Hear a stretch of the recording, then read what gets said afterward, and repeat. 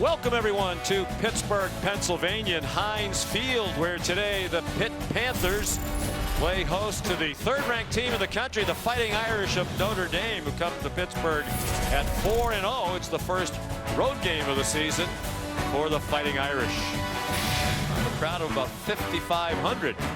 You're watching college football presented by PlayStation 5, and this is the ACC on ESPN. This year, the Fighting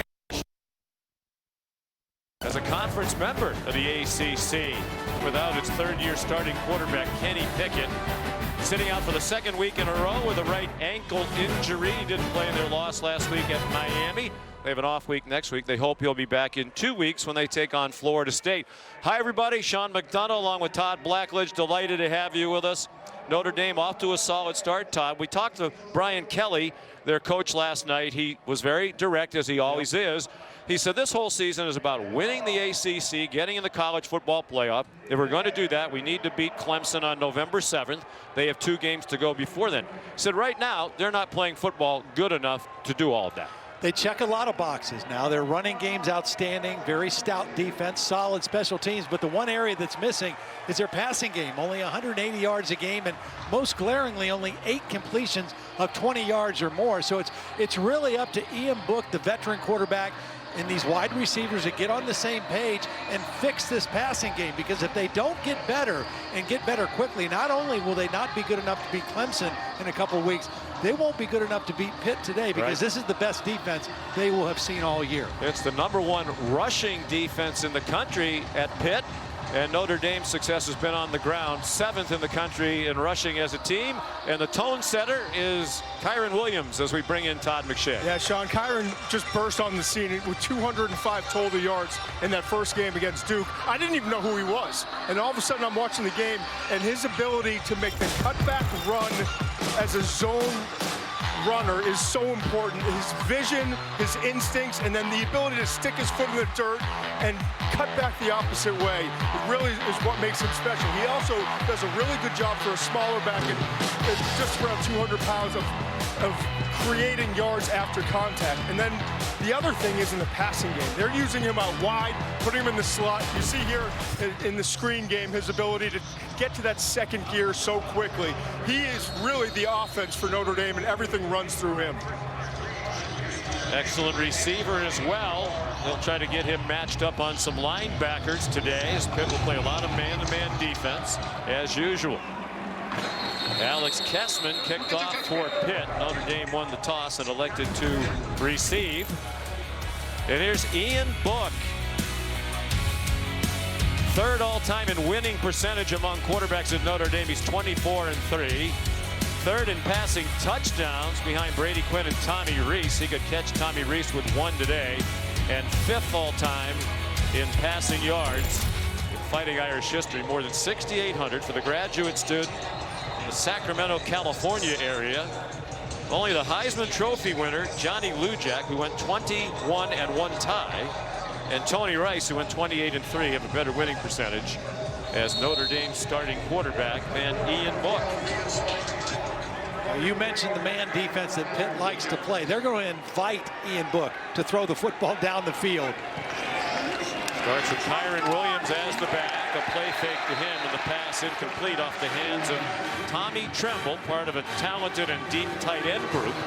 Tommy Rees, the offensive coordinator, so we need to get Tremble even more involved. Yeah, he's a big physical guy in the run game, but he's also a big target in the passing game. And the combination of he and Michael Mayer are 2 outstanding receiving tight ends.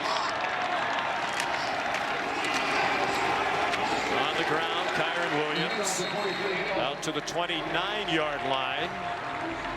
Rashad Weaver made the tackle. He's one of the 2 outstanding starting defensive ends, along with Patrick Jones. That's going to be a fun matchup to watch. These 2 veteran offensive tackles of Notre Dame against 2 of the best edge rushers in college football. It's one of the best offensive lines in the country. Every starter back from last year. Book with plenty of time, but couldn't find somebody. He's a good runner, and he dives down. Will they give him the mark at the 35? It looks like he got just enough. And another list that he's on in Notre Dame history, he's second all-time in rushing yards among quarterbacks with more than 1,150. Only Tony Rice ran for more among Notre Dame signal callers. Now nobody open downfield. He gets by one tackle. Servasia Dennis had a chance to get him. Servasia Dennis had a chance to get him. Couldn't get him on the ground. He passed the Servassier on his way to the first down. Love that man. Look, a little over 6 feet tall, 206 pounds. Play clock running down, and they call a timeout with the play clock at 1. Dwayne Height. Notre Dame, their first timeout of the half. 32nd timeout. Dwayne Height is the referee. There's Brian Kelly in his 11th year as head coach at Notre Dame, and he really put it on Ian Book. He did. He said he needs to be more decisive, more aggressive, stop trying to be perfect, fit a ball in there every now and then, and make some plays. Well, I think, you know, last week in watching them against Louisville, they only managed one touchdown. They won 12-7. They only had 7 offensive possessions, but they never tried to throw the football down the field. It was a very strange game to watch, and I think that's what Brian Kelly's saying. Look, you proved it. Last year you threw over 3,000 yards, 34 touchdowns. You can get it done. They've had injury problems with their wide receivers. They've a little bit of lack of chemistry, but he has to take charge and go ahead and take some shots against tight coverage today. I love what he said. He said, if it looks right, let's go. Just make the throw, you know. Just don't stop thinking about it and just react. You saw the graphic. They've leaned very heavily on the run, successfully so. 7th in the country in rushing offense, with Pitt's the best run defense in the country, and they stopped that run from Kyron Williams after pickup of 2. This defense, Pat Narduzzi runs, same one that Mark D'Antonio ran at Michigan State. A lot of quarters, which is a man concept coverage, but their linebackers play downhill, and they really come after the run game, particularly strong.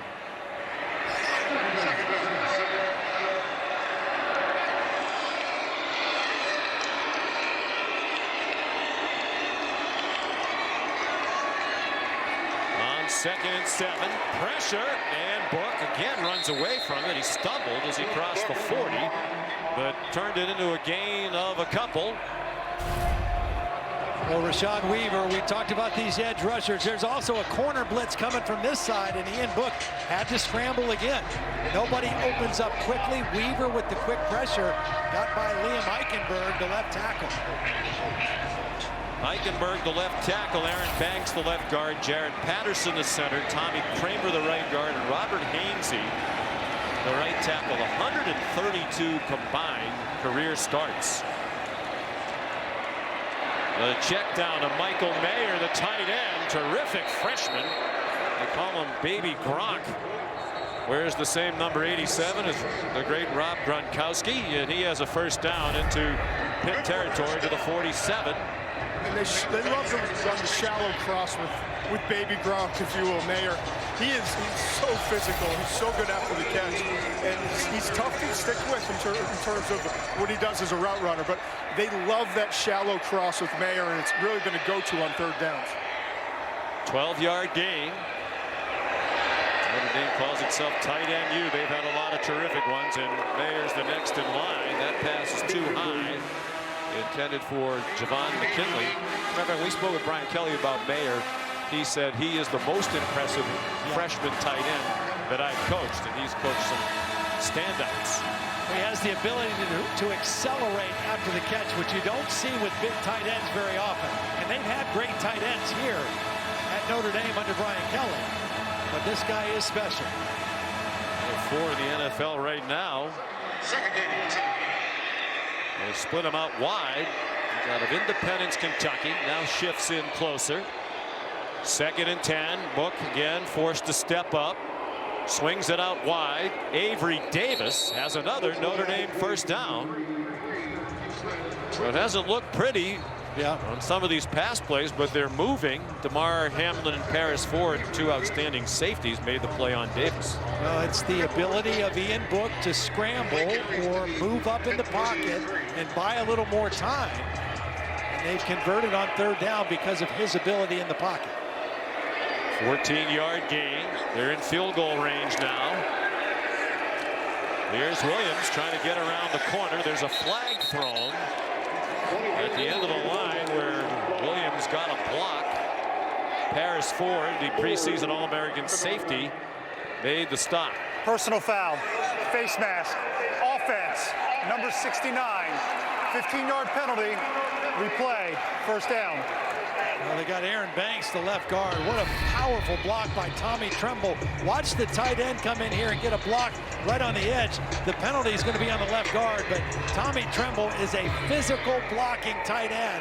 In fact, Pat Narduzzi said he might be the best looking tight end, most physical tight end that I've seen in the last 5 or 6 years. Tremble's 6'4", 248. Redshirt sophomore. And their leading receiver with 10 catches in the first 4 games. It's 1st and 21. They're back at the 44-yard line of Pitt again. Book flushed across the line of scrimmage, and he scurries out of bounds inside the 35. They'll give him the 34. Now watch what Tremble did on this play, Sean. This is impressive. You know the new rule that you can't come back and get a blindside block. He knows he wants to help his quarterback, but watch him just get in the way of the linebacker instead of hitting him, and just a very smart play in the open field by the tight end. Ian Book, 19 yards rushing now on 3 carries. He throws down the middle and caught. It's Ben Skoranek with his first touchdown as a member of the Notre Dame Fighting Irish. The grad transfer from Northwestern, who's been bothered by a hamstring injury, has his 3rd catch for Notre Dame. It's a 34-yard score. Well, he's a big body. He's a big target. And Ian Book, who has moved in the pocket, this time steps up again.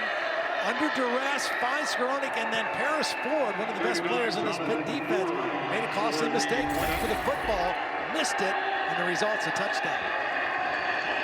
The ability of Ian Book to avoid the rush, the key factor on that opening drive as they go 75 yards in 11 plays. And Jonathan Doerer adds the extra point. So a nice start on the road for the Irish. That's career touchdown pass number 61 for Ian Book.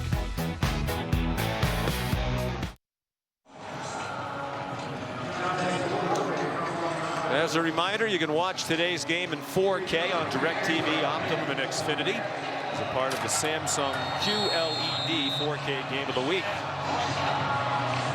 On the banks of the Allegheny River, nice start for Notre Dame. First road game of the season for the Irish. Took the opening kickoff, went down the field and scored a touchdown. Here's DJ Turner bringing back Doerer's kickoff.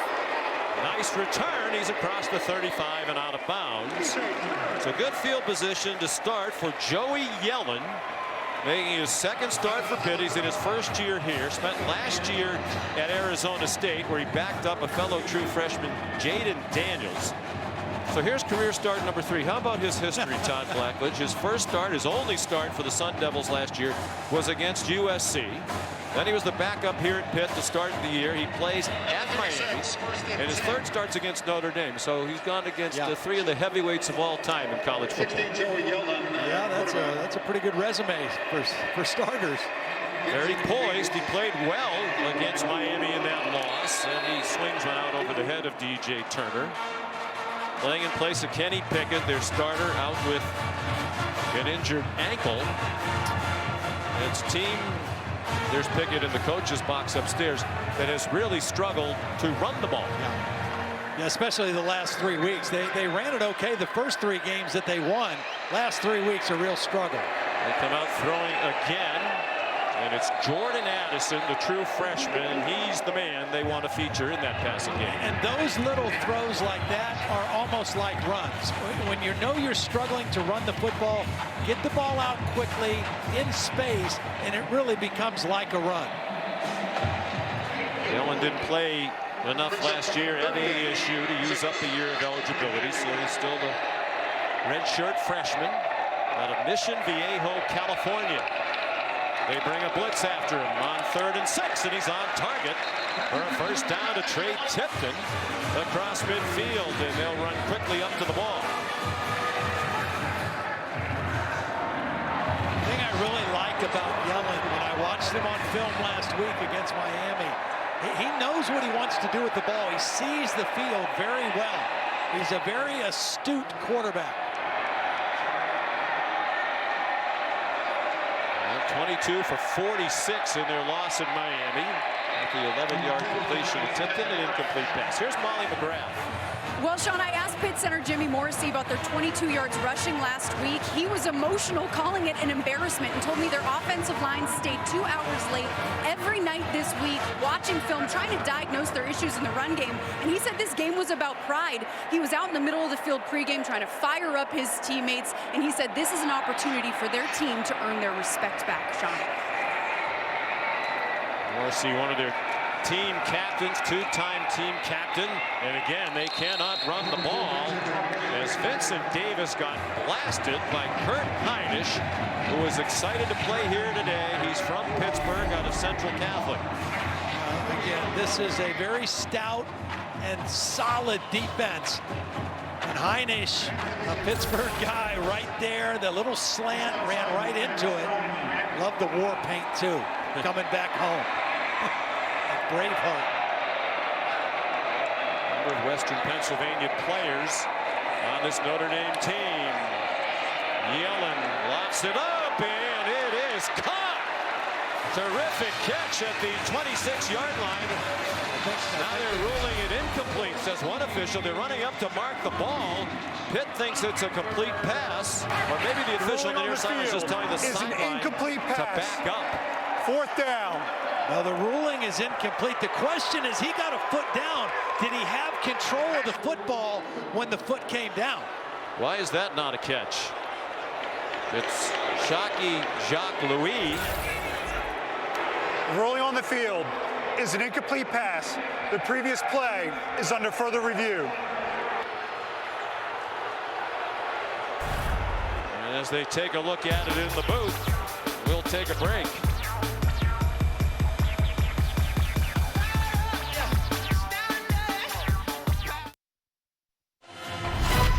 College football on ABC is presented by PlayStation 5. Play has no limits.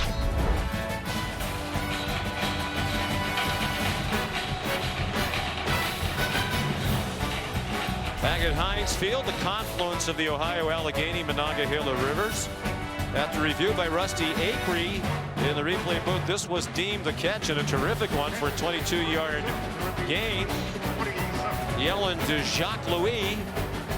So the call on the field is overturned, and it's 1st and 10 Pitt at the Notre Dame 27. First possession for the Panthers, and they're down 7-0 with 7 minutes having been played. Notre Dame brings a blitz, and that pass is incomplete. It was forward for Jordan Addison.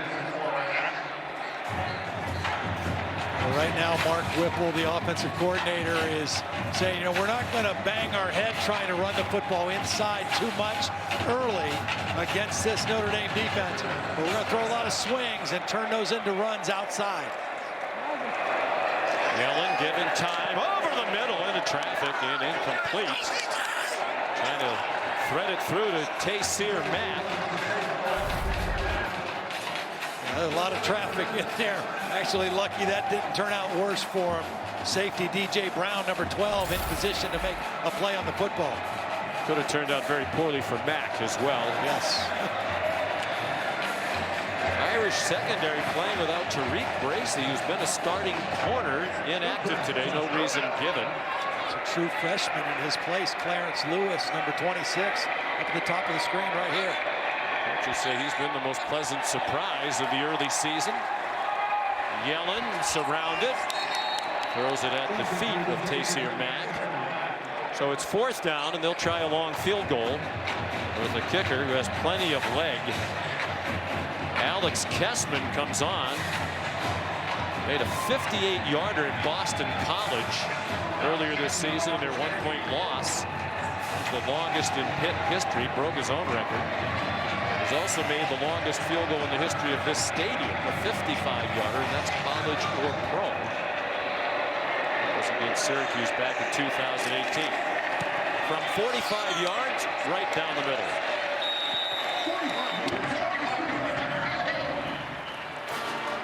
Kessman with his 58th career field goal made. That's more than any kicker in Pitt history. Fifth-year senior from Clarkston, Michigan.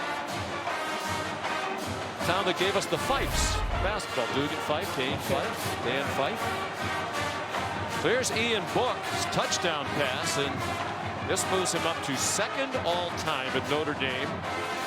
61 career touchdown passes. Now tied with his offensive coordinator, Tommy Rees. Thought maybe Tommy would stop calling pass plays so Ian would catch him. But how about the mark set by Brady Quinn? That's going to be tough to catch. 95 career touchdown passes. It was interesting talking to Tommy Rees yesterday. He and Ian Book have been together a long time, have a great relationship. Some real heart-to-heart meetings, and he said your game against Louisville was the worst I've seen you play. Kessman's kickoff down to Chris Tyree, talented true freshman who does not reach the 20-yard line. Tackled by Brandon George. The Big Ten season has begun this weekend, earlier this afternoon, and tonight we'll have the oldest trophy game in college football. Michigan and Minnesota for the Little Brown Jug, the 98 version. First time they played for the Jug was back in 1903. That's 7:30 Eastern, 4:30 Pacific. Tonight on ABC and the ESPN app.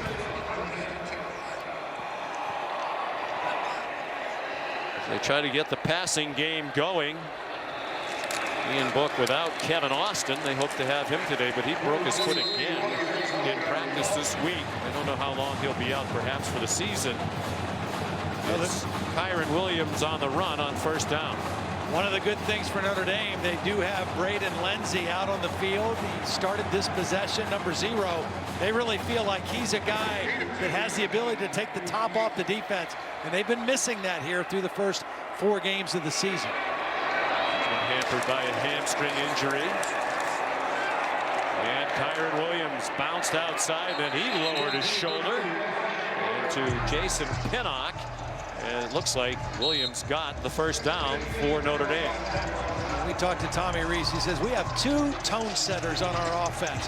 One of them is our tight end Tommy Tremble, and the other one is that guy Kyron Williams. The way they play, the physicality that they play with, they set the tone for our whole offense, and that's the identity of this Notre Dame offense right now.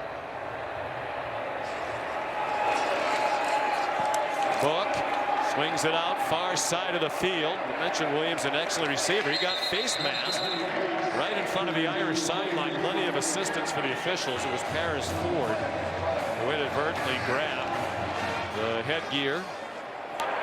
Personal foul, face mask, defense, number 12. 15-yard penalty from the end of the run. First down.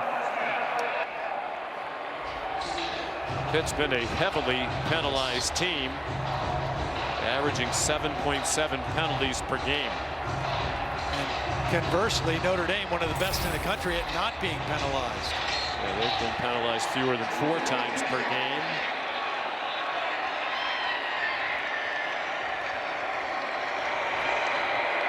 Ian Book drops back, flings it deep, looking for Lenzy in single coverage, and it falls incomplete. Marquez Williams, a cornerback, redshirt sophomore from Pompano Beach, Florida, had the coverage.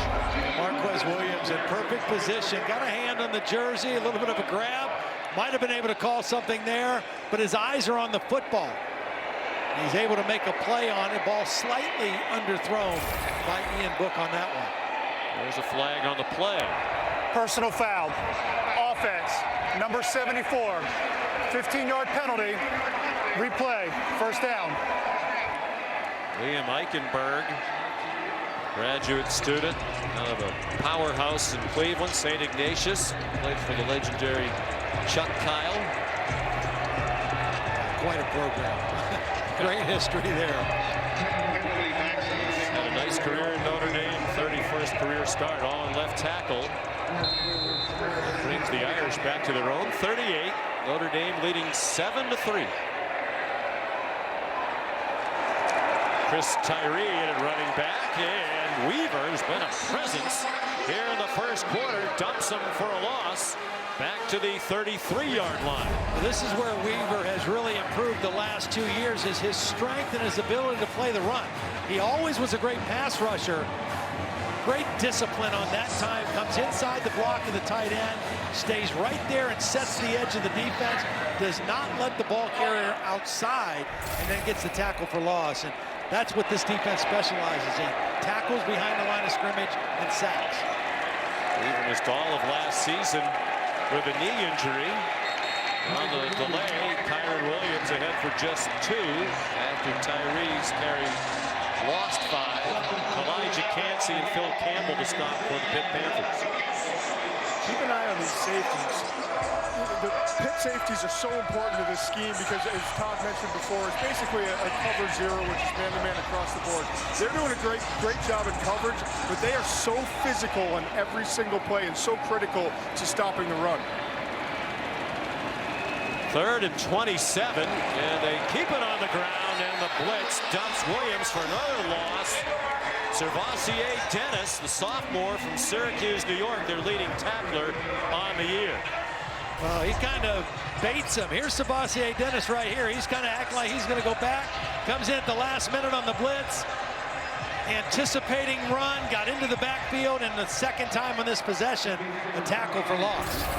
He's up around the line. Their game at Boston College. He had 4.5 tackles for a loss in that game. Had 15 tackles for loss last week in a loss at Miami. Jay Bramlett's punt is muffed. And DJ Turner got back on it at the 27-yard line. 42-yard punt. Pitt back on offense, down 7-3 when we come back. We have the AT&T 5G Skycam with us here at Heinz Field today. Brisk and overcast day here in the Steel City. 52 degrees with a light breeze. It's near 80 here the last couple of days. Cooled off last night. Pitt still cannot run the ball. Vincent Davis dropped for a loss. Here's Kevin DeGandhi. Good afternoon. Sean, Penn State opening up their season at Indiana. 4th and goal, Sean Clifford. Mark, what do you see? 4th and goal. They had a great sell up front, showed run, and all alone in the back of the end zone, Pat Freiermuth. He's got to be their #1 target today. That's your guy. Penn State on the board first, 7-0. Sean, back to you. Did I even get a smile out of Todd Blackledge? I was not listening. I'm sorry. Your alma mater's ahead. Okay, good. 7-0. Good. Their season opener. Loss of 2 after a nice play by Justin Ademiola. They're trying to get Davis running again. And he's driven back. The problem right now with the no running game is that Notre Dame knows they can make Pitt one-dimensional. Last week, Pitt was 3 of 17 on 3rd down, and the average yards needed was 10 yards. This is the second 3rd and 10 that they've had. That's difficult against a good defense like Notre Dame. Running game has fallen off. Of course, the schedule's gotten tougher for Pitt, too. Yellen on 3rd down and 10, sacked back at the 21-yard line. Byron Tagovailoa Amosa with the sack for Notre Dame, his first of the year.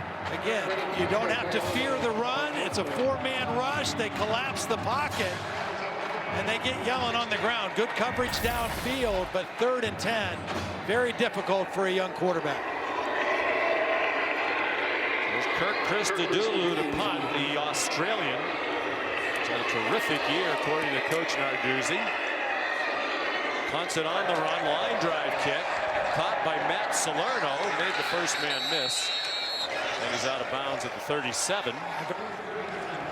They do have Lawrence Keys here today. He's their primary punt returner, but he's just coming back from a concussion. And Brian Kelly said, I'm not sure his first game back. We want him returning punts when he's recovering from a head injury. So it's Salerno back there again. We mentioned the first road game for Notre Dame. And with an eye toward COVID protocols, there wasn't enough space in their hotel to spread out, socially distance, and have their pregame meal. So they had it here at the stadium about 2.5 hours before kickoff. They brought their own plexiglass barriers with them. Their own plexiglass. 2020. What a season. The lead 7-3. Here's a quick pop out wide for Avery Davis, former running back, one time a quarterback. And he gets 8 on first down for the Irish as we go under 2 minutes to go in the first quarter. Now, and Ian Book right now, 77 yards passing in the first quarter. He had 106 for the entire game a week ago at home against Louisville. Now, there was some talk about being a windy day, but they just didn't even try to throw. Only 5 pass attempts the entire second half. They were running the ball very effectively.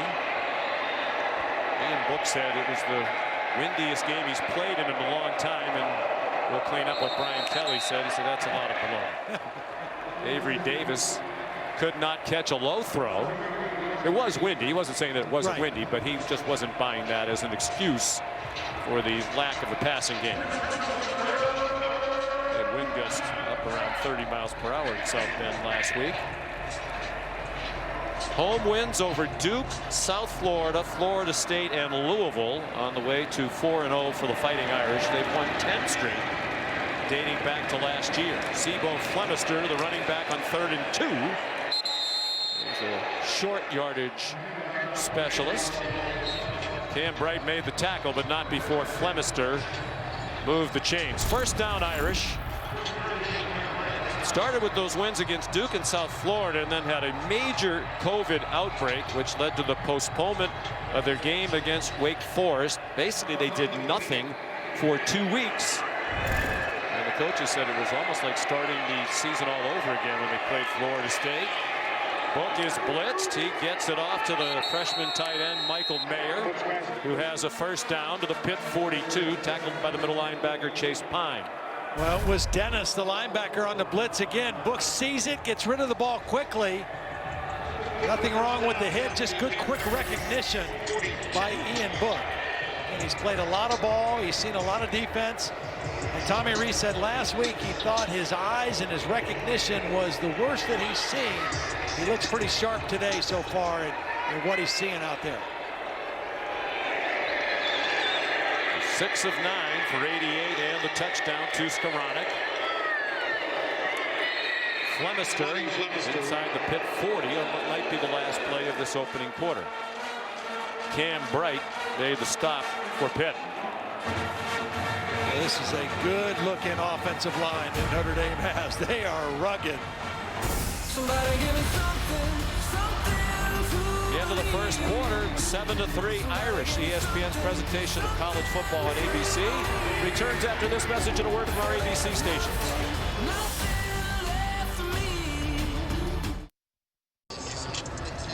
Aerial coverage provided by Goodyear. The best part of every kickoff is the drive that comes next. Go further with Goodyear, more driven.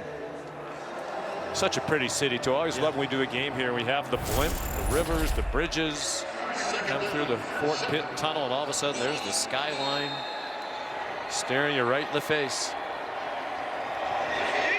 They love their football here. Notre Dame leading 7-3 after a quarter, and Ian Book's throw much too high for Javon McKinley, one of the wide receivers Brian Kelly said could be more productive. Yeah. Well, again, but what I'm seeing a little bit of is the same thing I've seen on film, and that is the inability of some of these Notre Dame receivers to create separation. I mean, they've got some guys that can catch the football.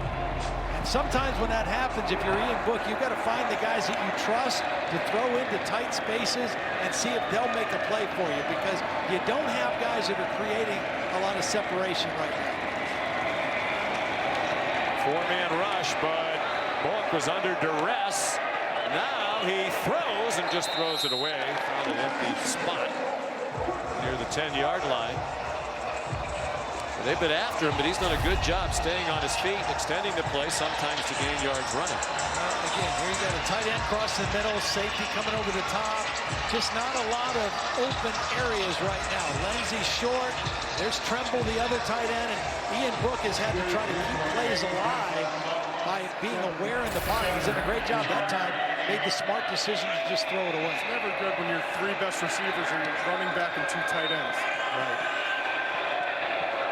Jay Bramlett's punt bounces into the end zone.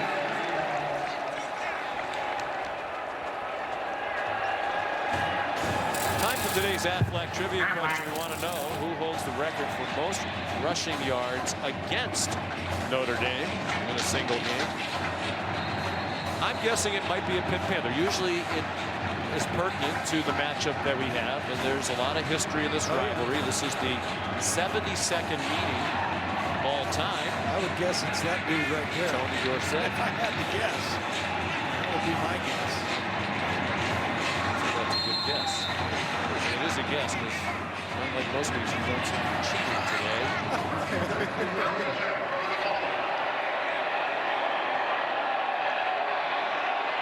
So many legendary players from both of these programs. Joey Yellen over the middle, incomplete. Trying to get it to Daniel Carter out of the backfield. Shane Simon had the coverage. Well, here's the answer.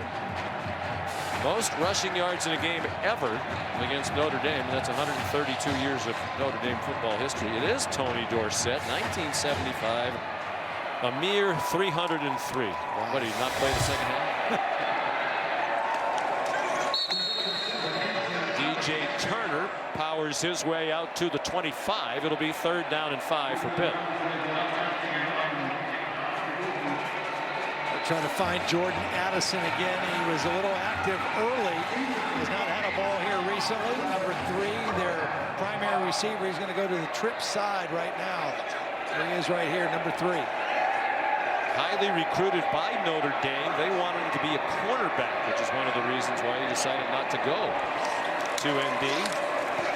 Good movement up front to bring some pressure on Yellen. His pass batted down, but there's a flag. It was Addison, the intended receiver, and it was the outstanding safety, Kyle Hamilton. Defense, number 14. The ball be placed at the spot of the foul. Automatic, 1st down. That coverage, it was a bit too frisky. Well, Hamilton actually does a nice job running across the field, but you see that right hand on the back of the jersey? I mean, he had his hand on him the whole time across, and that's what drew the flag. White glove on a gray jersey, pretty easy to see in the middle of the field. Talking about the tradition, I like Pittsburgh's usual colors. These gray uniforms are terrible. Wear your colors. They're your school colors, not just the Pitt Panthers. Teams around the country. Well, I love the gold helmet with the script. This doesn't look anything like Pitt. And there's a deep ball thrown by Yellen. Too long for Jared Wayne. Here's Kevin Nagandi. Sean, I want to remind our audience the main event for UFC 254. Habib Nurmagomedov and Justin Gaethje just minutes away. Lightweight unification bout. You can order it on pay-per-view on ESPN Plus. And guys, I agree with you. Blue, gold, the script, the helmet's nothing better. Those lids for Pitt. Yeah, if you had just turned this game on, you have no idea who that team in the gray is. A little early in the game for our grumpy old man routine. But there it is. Yellen, one-on-one coverage, and it is caught by Jordan Addison with Nick McLeod in coverage, the grad transfer from NC State. Well, it pretty much looks like Joey Yellen's going to have to throw just about every down. Notre Dame knows that too. They brought pressure. Yellen stayed in there and delivered a strike over the outside shoulder to Addison. And that's just a case of a receiver knowing where the football was and the defender McLeod not knowing. And a nice job by Yellen too, recognizing man-to-man coverage, because Addison's been doubled most of the game. 33-yard gain. And here's Addison again. Sean, before this drive, center Jimmy Morrissey was upset about their O-line's blocking. He went up to his quarterback, Joey Yellen, apologized, and Yellen said, "It's okay. That's on me. I'm the one who needs to be better." So Yellen, not the most vocal leader, but after every failed drive, he's taken responsibility and ownership, Sean. Well, Pitt's rushed for -6 yards on 4 attempts. Mark Whipple, the offensive coordinator, told us yesterday, I'd be happy if we ran for 100 yards. I don't think they're going to get anywhere near that. I agree with you. They're going to have to throw it on just about every down if they have a chance today. Riding Joey Yellen, whose pass is too high. Intended again for Addison. See, that's the other thing that they miss about Kenny Pickett. And Yellen is, you know, he did a great job last week, but Kenny Pickett gives them the ability of quarterback run and extending plays and scrambling. When you're a team that struggles to run, not having a quarterback that's a running threat like Yellen, that makes it even tougher. Pickett sideline with that ankle injury, sitting with the coaches. Yellen, almost after every play taught, is running to the sideline to get the next play from Mark Whipple. I mean, they're going to wear him out. Running back and forth just to get the play. It seems rather primitive communication. He's in trouble under pressure from a blitz, and he threw it away. Sean Crawford, the 6th-year player's battled a lot of injuries, played corner and safety. He's been the nickel as well. He came on the blitz. Yeah, Crawford's going to come from right over in here, and he's going to be unblocked. You got 5 blockers. You got the back leaking out, and nobody picks up Crawford, and Yellen just has to get rid of the Intentional football. grounding. Offense. The ball did not cross the line of scrimmage. There was no eligible receiver in the area. Lost it down. Spot of the foul. 4th down. I don't agree that there was not an eligible receiver in the area. I think there was, but if the ball didn't cross the line of scrimmage, that's the problem. If you get out of the tackle box, you can throw with nobody there. There was a receiver somewhat in the area, but the ball didn't cross the line.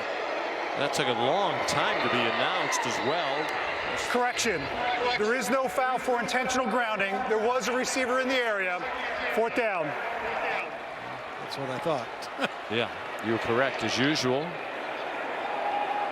But we really enjoyed our conversation with Joey Yellen. Oh, it was a great conversation. He was delightful to talk to. He was interesting and funny. We'll tell you more about his story as we go along. Very poised. Certainly wasn't too big for him last week in Miami when he made his first start as a Panther and his second collegiate start. Kirk Christodoulou hangs it high in the air. And a fair catch made again by Matt Salerno. 25-yard punt. The Irish begin from the 13-yard line after this. 4 teams, 2 semifinals, New Year's Day. The college football playoff lives on ESPN.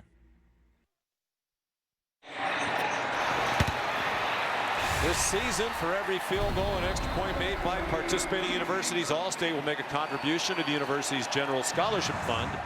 Thank you, Allstate. On first down, Ian Book again, weaving through some traffic, takes off running. And his running ability and elusiveness, the big story of this first half. He scrambles to the 31-yard line for 18 yards and a first down. Did a nice job stepping up under the outside rush of Weaver and then busting back outside. And right now he's got good vision, and he's not always able to throw on time, but he's extending plays and moving in the pocket. He's a leading rusher in the game for either team with 37 yards.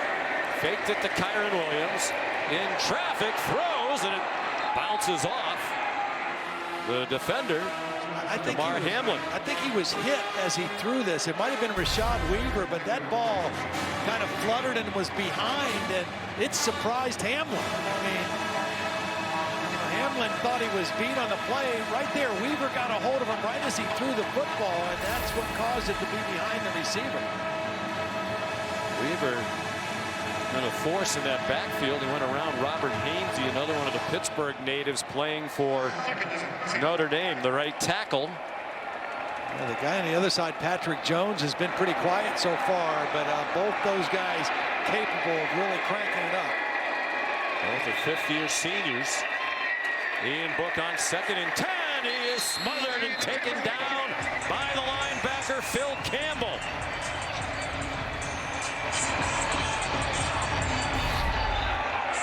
You see Campbell right here. He's going to come on the outside. We talked about the defensive ends. The back is supposed to pick him up. Kyron Williams doesn't do a good enough job. Doesn't go meet him at the point. He runs right through Kyron Williams to the quarterback. Another 5th-year senior on this veteran defense. Came in averaging just under 5 sacks per game, 2nd in the nation. behind Florida Atlantic with 6 sacks per game. 3rd and 14. Book steps into the throw. Up for grabs and caught. Ben Skoranek on his way with his 2nd touchdown of the day. Well, credit Ian Book for standing in there and making a throw under duress. Marquez Williams just gets beat on the play by a bigger receiver. Marquez Williams, 5'9", 175 pounds. Skoranek, 6'3", 220. He just goes up and wins the fight for the football. And we have not seen this much. That ability to throw the football down the field, stretch the field for this Notre Dame pass offense. Skoranek gets it for him on that one.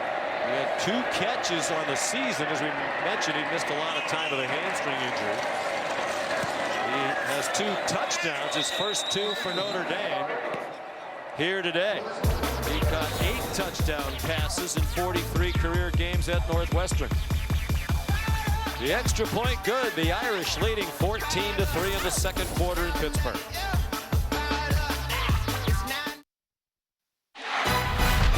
College football presented by PlayStation 5 on ABC is brought to you by Pacific Life. More than 150 years strong.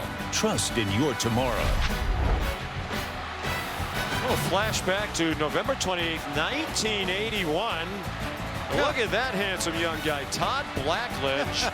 After his Penn State Nittany Lions fell behind 14-0 against Dan Marino in #1 Pitt. You led them to 48 unanswered points, bringing the 17-game winning streak for Pitt. Yeah, that was a crazy game. We had -1 yard of total offense at the end of the 1st quarter, and they were on their way to score again, and it was looking pretty bleak. We had a few interceptions and turned the game around the 2nd half. A.J. Turner, another nice kickoff return. Oh, nice performance by you. You were just a sophomore then. Yeah. And that's a great rivalry as well. This is a great rivalry as well. And Brian Kelly said they're excited about playing in the conference for this 1 year because of COVID, not playing an independent schedule. They're going to be an ACC member in football for this year only. Yeah, and I think it's, it's good for everybody. It's good for college football. It's good for the ACC, and for Notre Dame, they're pretty clear what their aspirations are. It's the college football playoff, and as we mentioned at the top of the show, that means going through Clemson at some point. A.J. Davis and the Wildcat, and a gain of nothing there. Here's Kevin Nagandi. Sean, time now for our protection spotlight, brought to you by Allstate. We're taking a look at a great touchdown play in Stillwater. Spencer Sanders back on the field. Jelani Woods here to tie it up against Iowa State. And then Mark Sanchez's guy, Chuba Hubbard, would score a touchdown. Right now, 14-7. Cowboys, back to you. Mark Sanchez from Mission Viejo High School. Same school that produced the Pitt quarterback, Joey Yellen. Swings it out wide and incomplete for A.J. Davis. First, Yellen had an interesting path through high school. He was commuting about an hour each way from his home in Southern California up near Los Angeles to St. John Bosco, a perennial power in Southern California. He wasn't going to be the starter. Decided to transfer home to his public high school, where Rob Johnson and Bob Johnson, quarterback gurus, were the coaches. The senior there, they stepped away. Chad Johnson, who'd been his offensive coordinator at Bosco, became the head coach at Mission Viejo, which was very comfortable for Joey. It's not Ocho Cinco, a different Chad Johnson. Great quarterbacks that come out of Southern California, including Mr. Sanchez. A.J. Davis comes up about 2 yards short of the first down.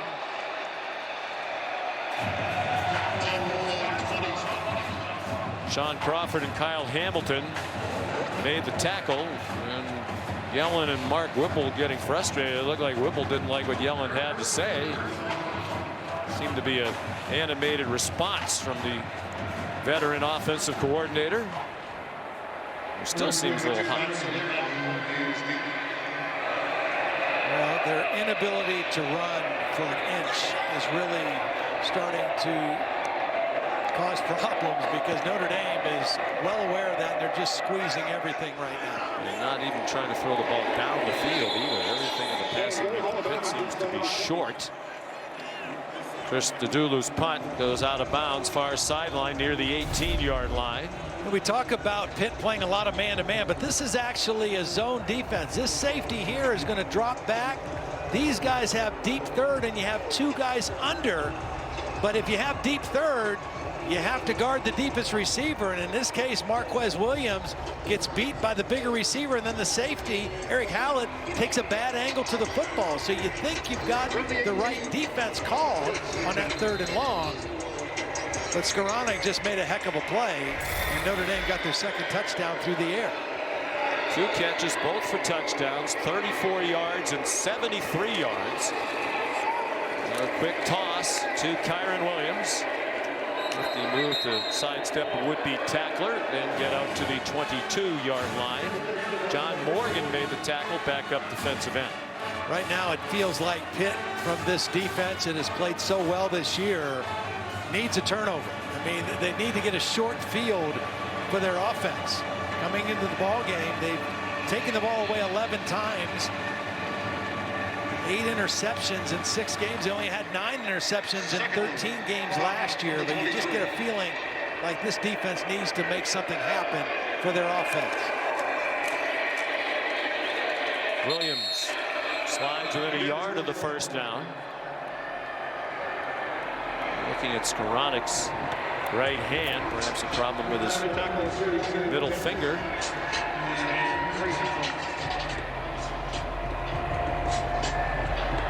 2 touchdown catches, ties his career high. That would have been set at Northwestern for his first 2 touchdown catches as a member of the Fighting Irish. Caught 110 passes for Pat Fitzgerald. Over 43 games at Northwestern, 8 of them for touchdowns. Timeout. Notre Dame, their 2nd timeout of the half. Timeout. 7:35 to go in the half. 3rd down and 1 for Notre Dame when we come back.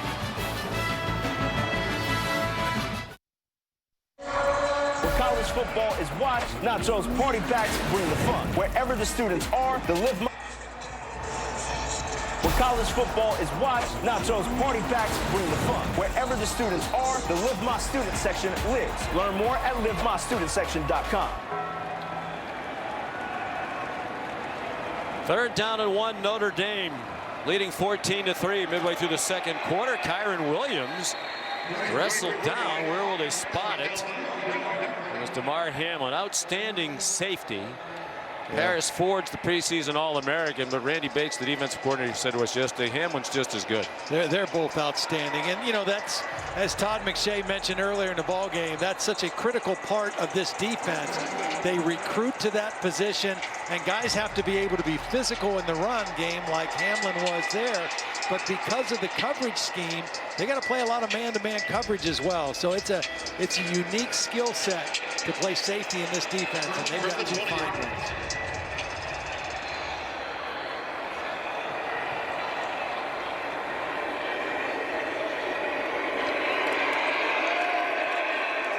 Kyron Williams nowhere to run. Stacked up for another tackle for a loss. It's Savassier Dennis again. You know, he had to play a lot early in the year because of Cam Bright being a little banged up and injured, and he just gets better and better. The more he plays, the more he sees things, he corrects mistakes, and he's a very active young linebacker. They're the #1 rushing defense in the country, giving up 61 yards per game. Some of that might be skewed. They played Austin Peay in the opener, who had 1 yard rushing. Brooks throw too high over the head of Michael Mayer. Then they played Syracuse, which rushed for 51 yards. They've struggled on offense. Pitt won its first 3 games. Austin Peay, Syracuse, and Louisville, all of them here. They were ranked number 21 in the country, but then lost back-to-back 1-point games for the first time in school history. Lost to NC State on a last-second touchdown pass. Lost in overtime to Boston College at BC on a missed extra point, and then lost last week at Miami. Big play here for the Pitt defense. 3rd and 12, and it's deflected and almost intercepted through the hands of Braden Lindsay. And they force that punt, stopping the Irish on 3rd down and 12. That ball was pretty hot coming out of the hands of Ian Book. Lindsay not able to grab it. When the ball popped up in the air, a lot of times bad things happen for your offense when that happens. It wouldn't have been a first down regardless, but that's one of Book's issues in terms of passing. It's just a lack of touch and being able to take some miles per hour off the fastball. Short punt by Jay Bramlett, and there is a flag down back near the line of scrimmage. Fair catch was made by DJ Turner at the 35-yard line of Pittsburgh.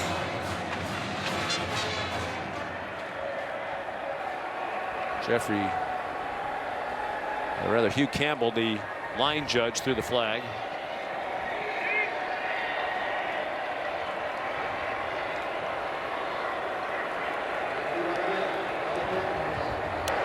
Illegal formation. Offense. 5 players lined up in the backfield. The 5-yard penalty will be added on to the end of the run. First down. 39-yard punt. Comes 34 with the 5-yard penalty.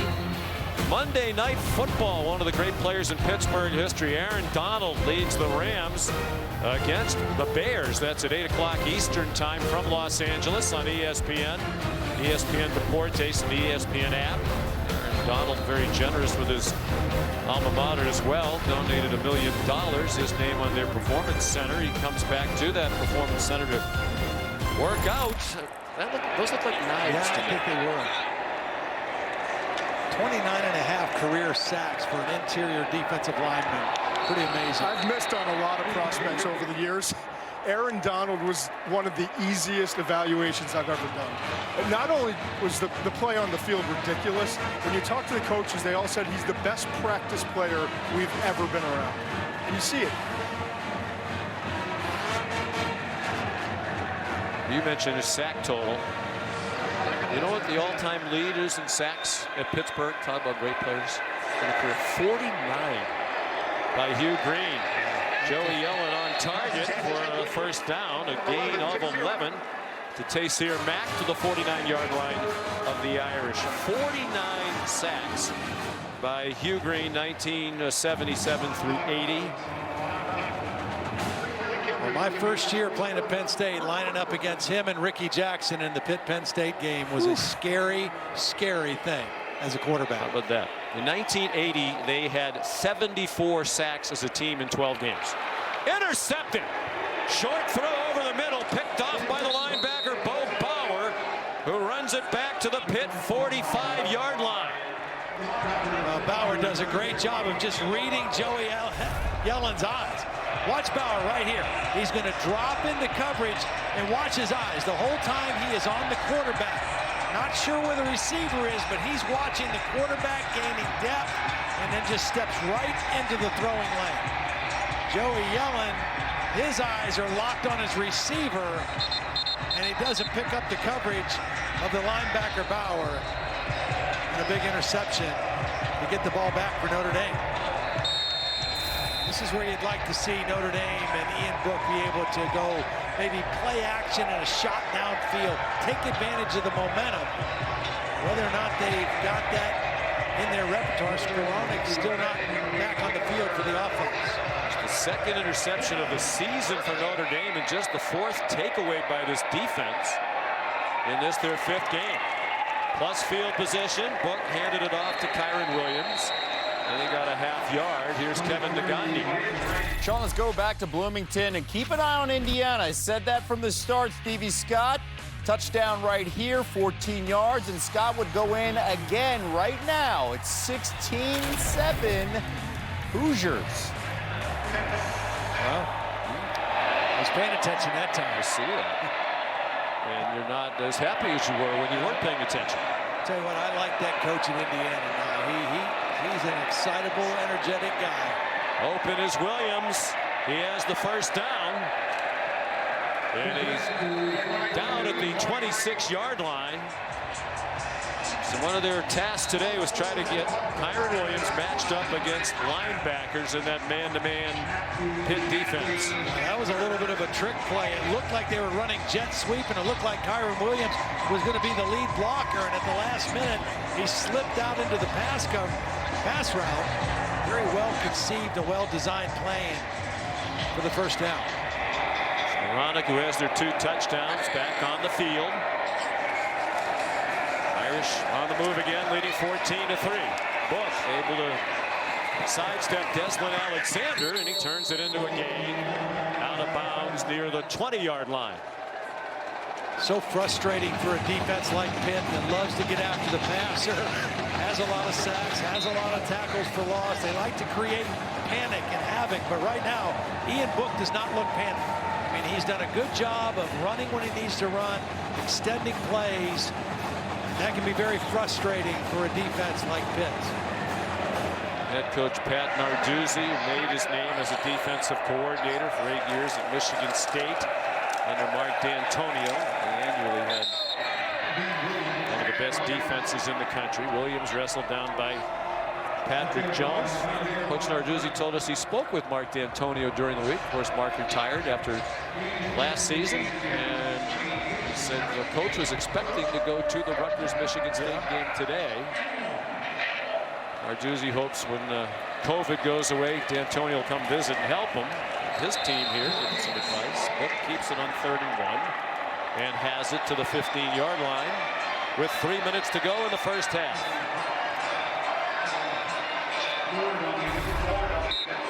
Pitt trying to sell out on this 3rd and 1, anticipating quarterback sneak. They almost get it, Paris Ford, but Ian Book able to go underneath. This part of the field now, you've got these 2 tight ends, Tremble and Mayer, and now with Skowronek healthy at 6'3", you've got 3 big-bodied receivers in this formation as Notre Dame enters the red zone, and the red zone has not been kind to Notre Dame this season so far. And there is Tremble, wrestled down, really no gain there. Marquez Williams made the tackle. And talking about the frustration in the red zone, Brian Kelly, I thought, was an interesting analogy after the woes last week against Louisville.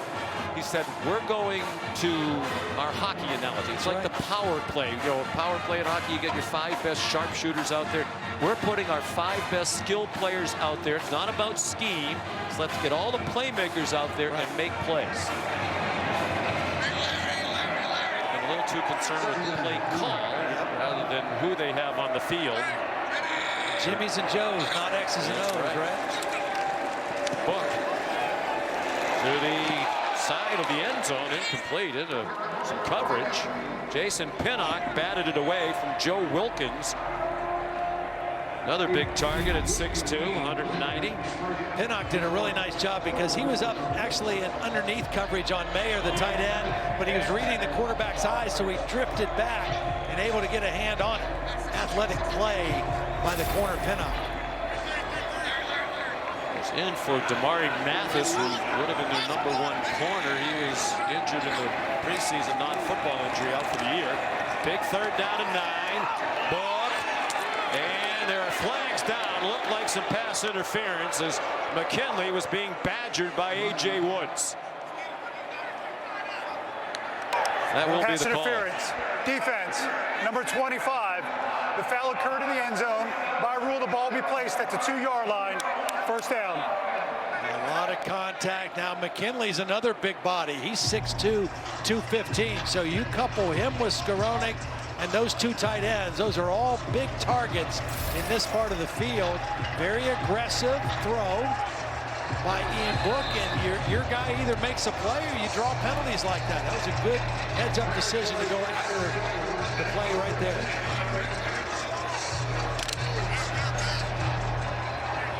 Tremble as the fullback right behind the quarterback. Follow him. Williams does, and he'll go into the end zone for a touchdown.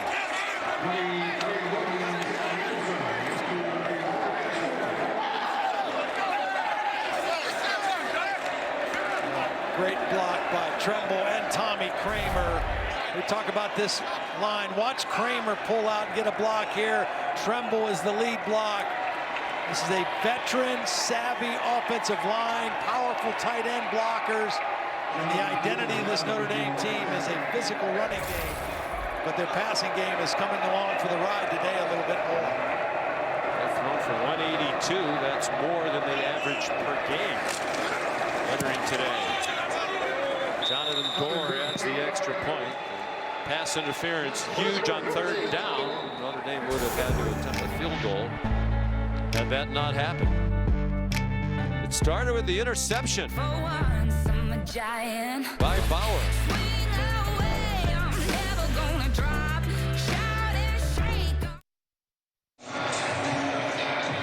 Moments away from the State Farm halftime report with Kevin Booger and Mark. Irish first road game of the season. Leading 21-3. Had a better than 2-1 advantage in time of possession as well. Fair catch made by DJ Turner. Here's Molly McGrath. Sean, offensive coordinator Mark Whipple gave Joey Yellen an earful after that interception. He was really frustrated with his composure. And before that drive, Whipple was yelling at him again, told Yellen to get out of his head and suck it up. So tough love on Pitt's sideline, but Pat Narduzzi told me he is sticking with Yellen unless the wheels fall off. Davis Bevel would be next. We saw a couple of series last week at Miami. Mark Whipple could probably be more help here as well to Yellen in this Pittsburgh offense. They're struggling to run the ball. They do there on the delay. Vincent Davis got 11 and a first down. I wonder if maybe a screen or something a little bit different. And I still think, you know, Jordan Addison is the guy that's got to be the key guy for them. They've got to find more ways to get him involved and get him the football. Look out. The run game is just a disaster for Pittsburgh. Vincent Davis dropped for about a 5-yard loss. Sean Crawford up from the secondary. For the year, Pitt averages 2.9 yards per carry. Only 3 teams worse in FBS football. They've tried to lean heavily on the pass as usual. I'm a little surprised by that, actually, because this is an offensive line. They're a veteran group, too. Maybe not as much as Notre Dame, but they've been together. They've played together. They've had success running in the past the last few years, but this year has been an absolute struggle. This offensive line, 112 combined career starts, and that play call seems like a give-up. Some of the fans booing. With 3 timeouts, down 21-3, why wouldn't you put your foot on the gas? You have to attack here. You have to take advantage of this possession. They're not going to. What do you have to lose? Well, right now, this I don't understand this at all. I mean, running to the sideline after almost every play to get the play. I mean, in this day and age of signals and cards and every other thing, there has to be a better way.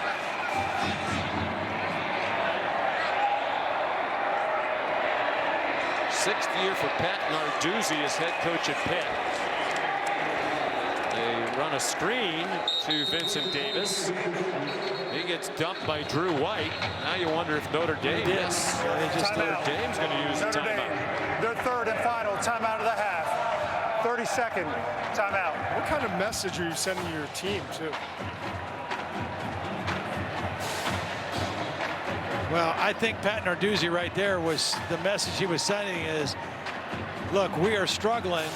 If we go fast, use timeouts, and don't convert, we're going to give Notre Dame too much time here at the end of the half.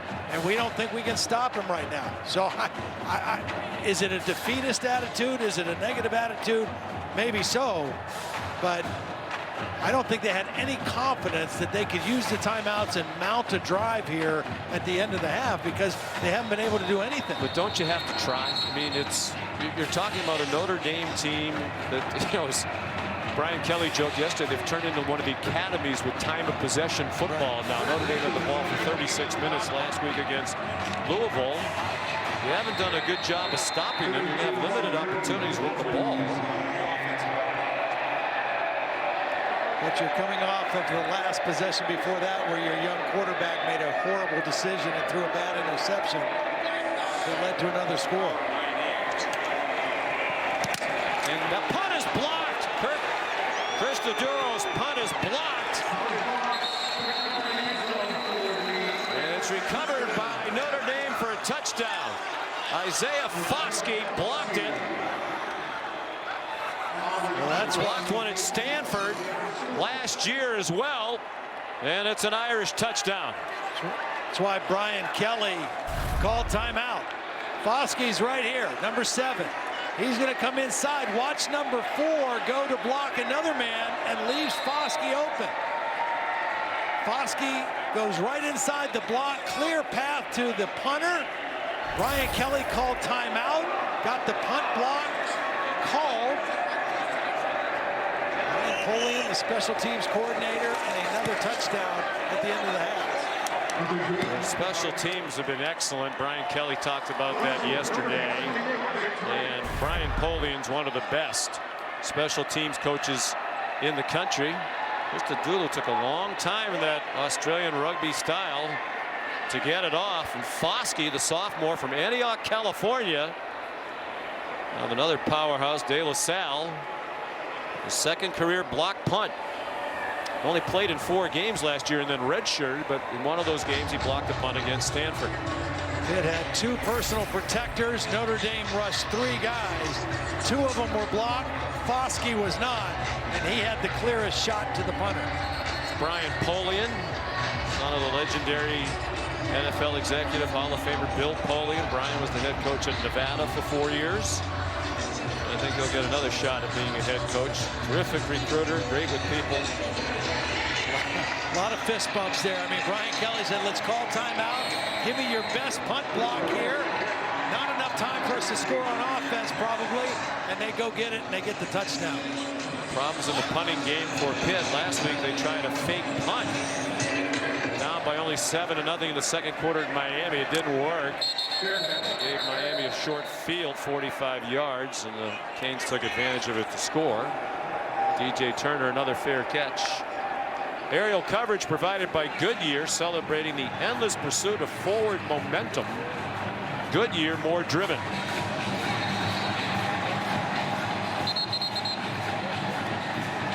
Well, there's not a whole lot of people here because of the crowd restrictions, but if Joey Yellen takes a knee here, there's going to be some boos going to the locker room. 5,500 is the allowed attendance. This is the first home game of 4 that they've been allowed to have fans. Jay Davis driven back again, fitting ending to the first half. But before that play, they had 2 yards rushing in the first half. That might be back to even now, 0. Yep, 2 officially for the half. Pitt will get the second half kickoff. They can hardly wait. Back to the studio for the State Farm halftime report after this message and a word from our ABC stations.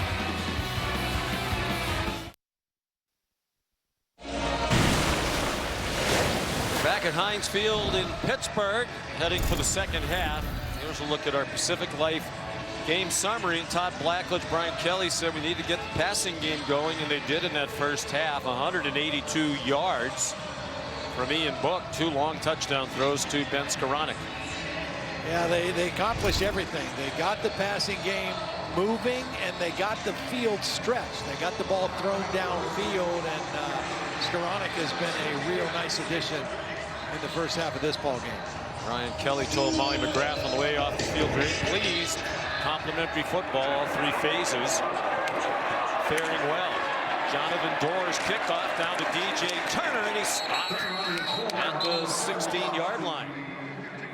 So Pitt will have the ball first to begin this second half, Todd, and they need to find some answers. That was a pretty miserable offensive performance in the first half. Yeah, it really was. And, you know, I know you're asking a lot of a redshirt freshman quarterback, Joey Yellens, but it's on him. I mean, because the running game is not there. They don't have a quarterback run aspect to their offense, so it's got to be the throw game. He's got to make good decisions, and he's got to get the ball downfield. They got to find a way to get Jordan Addison more involved in the football game. Yellen 9 for 21 for 95 yards, an interception in the first half.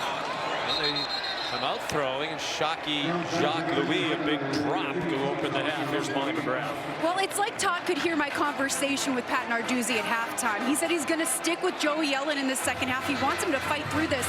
And his message to him was, you have 30 more minutes. First half didn't go so well. Second half, you need to get some plays in the air. We need our playmakers to make some plays and help you out. That drop certainly didn't help. There's a nice call, well executed. Vincent Davis runs for a first down, tackled by Nick McLeod. 19 yards on the run. Their longest run all season, Todd, is 21 yards. Yeah, it's been a struggle. I mean, draws are something you can maybe slip in there. That was a nice job by the center, Jimmy Morrissey, leading the way on that draw play. 2 yards rushing in the first half. 19 there. Dangerous throw by Yellen in the general direction of Daniel Moraga, the tight end, with Shane Simon, a linebacker, in coverage. I don't think that Yellen can be afraid to work the middle of the field. I know he threw that interception to Bo Bauer in the first half. It was a bad mistake, but it's hard making a living just throwing the ball on the sidelines. He's got to find a way to work the ball down the middle of the field.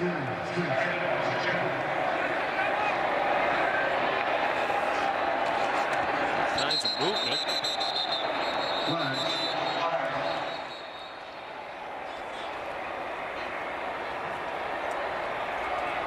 Wayne Height, the referee, leading this ACC crew.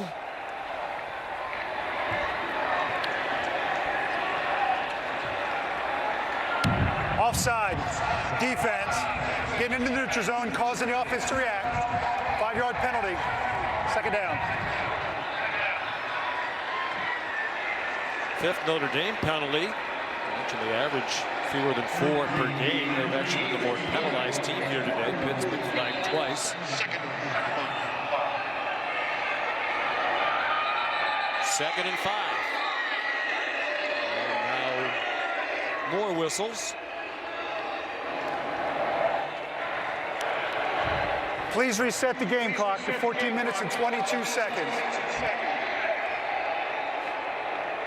I still can't believe that Yellen is coming over the sideline every single play. I understand you don't want your signals to be stolen by Notre Dame, and I know they have a lot of assistants and have the money to invest in it, but it's a lot of effort. Todd, this came up at the Pitt-Penn State game last year. I did it with Chris Fowler, and they did the same thing with Kenny Pickett. And we had the same conversation. And I for some reason, I think that our sideline reporter, Holly Rowe, asked Pat Narduzzi, and the answer was that it was all about not getting signal stolen. Right. That's why they didn't want to do that. Find a better way to signal them. Yeah. Or run, like we said, run receivers in. You know, bring the play in with the They used to do in the old days. Send somebody in. Here's a blitz after Yellen on 3rd and 4. He had a wide open receiver and threw it over the head of Jared Wayne.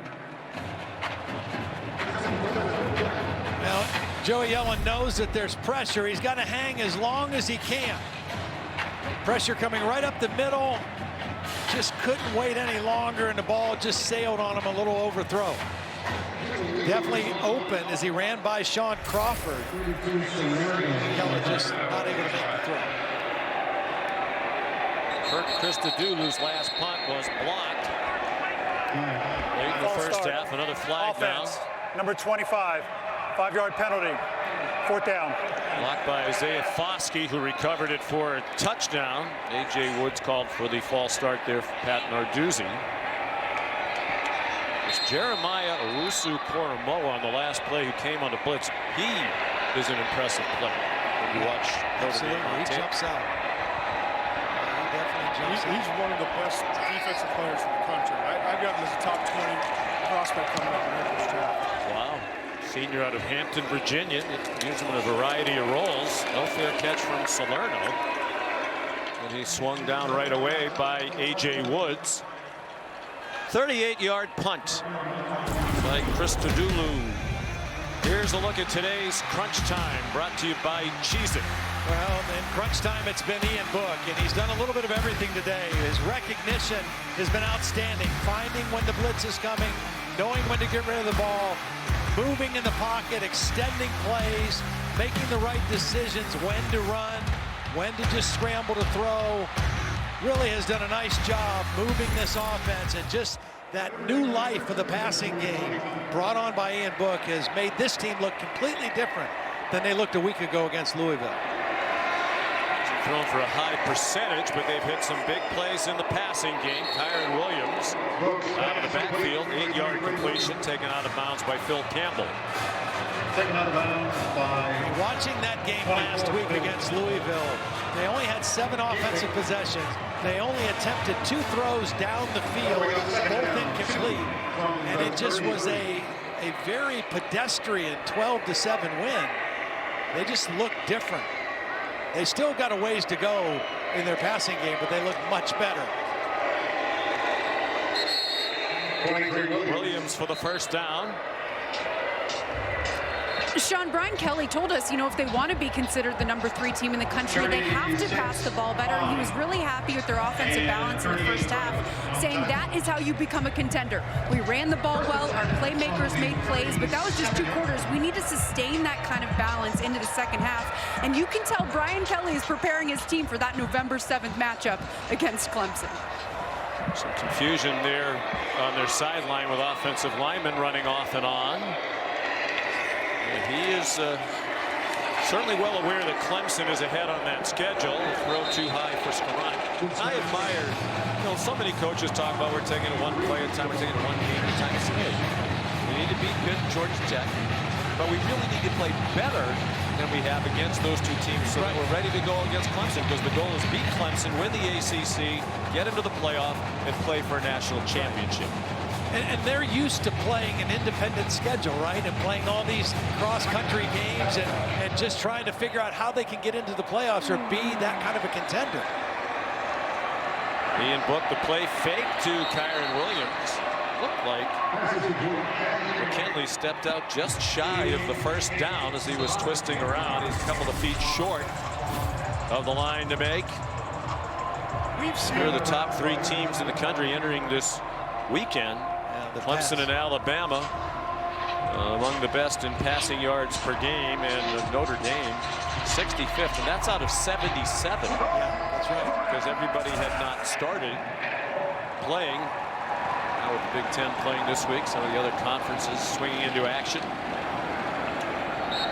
On 3rd and short, Kyron Williams, redshirt freshman out of St. Louis. I'll tell you what, they've converted some 3rd and shorts. They're now, I think, 7 for 10 on 3rd downs, but they have not gotten much more than the 1 or 2 yards they need. I mean, those have been hard 3rd and short yardage plays to come by. But credit that offensive line and the tough running of Kyron Williams against this Pittsburgh defensive front 7. 3rd and 1 or 2 is a whole lot better than 3rd and 10. That's why you're 7 for 10 in the ballgame. Pressure brought by Pittsburgh. Book forced back. Once again elusive. And he managed to get rid of it and avoid a big sack through in the direction of Kyron Williams. Well, it feels like they've pressured him a lot today, and just 1 sack for Pitt all day. Bringing extra people on that one. Again, it was Dennis, the linebacker, beating the block of the running back, forcing Ian Book out of the pocket. This is a team that thrives on creating havoc and pressure on the quarterback. 2nd and 10. Pressure again, forcing Book to run to his right. Throws on the run. And an incomplete pass. Patrick Jones that time brought the heat on Ian Book, 5th-year senior from Chesapeake, Virginia. Really didn't start playing high school until his sophomore year in high school. He spent a lot of his youth overseas. Son of a Navy man. He lived in Japan. He was actually born in Japan, lived in Italy. He plays with a great motor. I mean, he doesn't take any plays off. Gets in that low 4-point stance, kind of like a sprinter. Tries to stay as low to the ground as he can. 3rd down and 10. Pittsburgh needs a stop. They don't get it. On target is Book to Michael Mayer. And a 1st down into Pitt territory to the 39. I love this guy. I mean, Kyron Williams is the star on offense, and I get it, but the most talented player on offense for Notre Dame is number 87. Mayer, you just see his ability to separate, and the ability then after the catch, too. He consistently on third downs shows up. It was an excellent move. I mean, he put on a veteran guy. Phil Campbell was the linebacker in coverage, a little head fake to the outside, and Campbell was fooled completely. Shade out of 11 on third down now. There's a toss to Jafar Armstrong, and he's dumped by Deslin Alexander, junior out of Pompano Beach, Florida. He was a starter last year. Now he's a actively involved backup. Again, this defense thrives on tackles for loss. They came into the game with 67, one of the best in the country. They force you into getting behind the chains on second down, and that typically plays into being a really good third down defensive team. Coming into the game, they were holding opponents under 30% on third down, but Notre Dame 8 of 11 today because of so many short yardage situations on third. Another 10 minutes to go in the third quarter. A couple of fakes by Book. Gets himself free. Now a throwback to a wide open Javon McKinley. He weaves inside the 30 and takes off. Inside the 10 and down near the 5-yard line. Chopped down by Paris Ford. You wonder if this was a design throwback or not. Here's McKinley, but watch, he's just going to stay right here like it's a wide receiver screen, but the quarterback doesn't throw it. It's a fake wide receiver screen. Ian Book's looking downfield. He knows that McKinley's still there because the fake was to him, and he ends up becoming the outlet receiver. He started as a decoy, ended up as an outlet receiver, and Notre Dame's first down inside the 5. 41-yard gain. Book up to 254 passing. Nice improvisation there. Blitz by Pitt. Kyron Williams. He could have broken through that tackle from Cam Bright. He had a touchdown. Nice tackle. When we talked to Brian Kelly yesterday, he said one of the great things about Williams, yards after contact. It's hard for that first man to get him down. He can't believe he got brought down there either. They've had a 100-yard rusher in 5 straight games dating back to their bowl win against Iowa State in the Camping World Bowl last season. That streak in jeopardy today. They followed Williams up, just 2.2 per carry. He's rushed for 38 yards. They fake it to him. And that should have been intercepted. And Ford can't believe he didn't take it. It was intended for Michael Mayer, and Book's lucky to get away with that. What a beautiful play by Paris Ford. He was actually guarding the other receiver. He was guarding Tremble, and he saw the quarterback going to Mayer, and he left his man and came to make a play on the football and almost came away with his 4th interception of the season. Mayer knocked it away. Ford started the day tied for the national lead with 3 interceptions. Book pulls it down and gets taken down short of the line of scrimmage. This is an impressive defensive stand right now inside the 5-yard line by Pitt, forcing a field goal attempt. They give up the big play on the pass to McKinley and then bow their neck for 3 downs. Even though they're down big on the scoreboard, that was a heck of a stop by this Panther defense. And no touchdown in the red zone for Notre Dame. Jonathan Dorr, the senior from Charlotte, North Carolina, with the chip shot. Jay Bramlett. 21-yarder is good. First points for either team here in the second half come nearly midway through the third quarter. Number 3, Notre Dame, trying to win its 11th straight dating back to last season. Leading 31-3. The Irish's first road game of the season in Pittsburgh.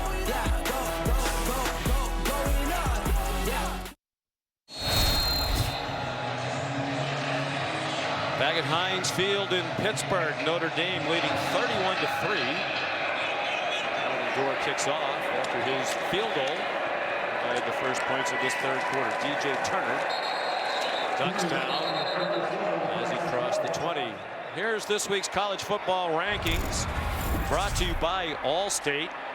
Clemson as usual, given a battle by the mighty Orange today. For a while. He's hung in there for a while. They were 46-point underdogs. Alabama leading comfortably at Tennessee. We're told Jalen Waddle injured in that game. Ohio State, its season opener with a win over Nebraska. Injured player will be back to Pittsburgh in a moment.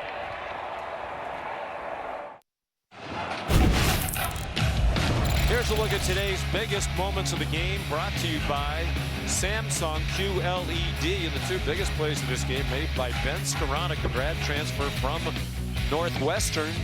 First two touchdowns as a member of the Fighting Irish. And then Bo Bauer's first career interception set up an Isaiah Foskey block punt, which he recovered himself for a touchdown. Well, you take a look right here. I mean, Notre Dame just doing a better job of getting those pass plays. That's what's been lacking for them today. They've got it going a little bit. Taysir Mack, the receiver.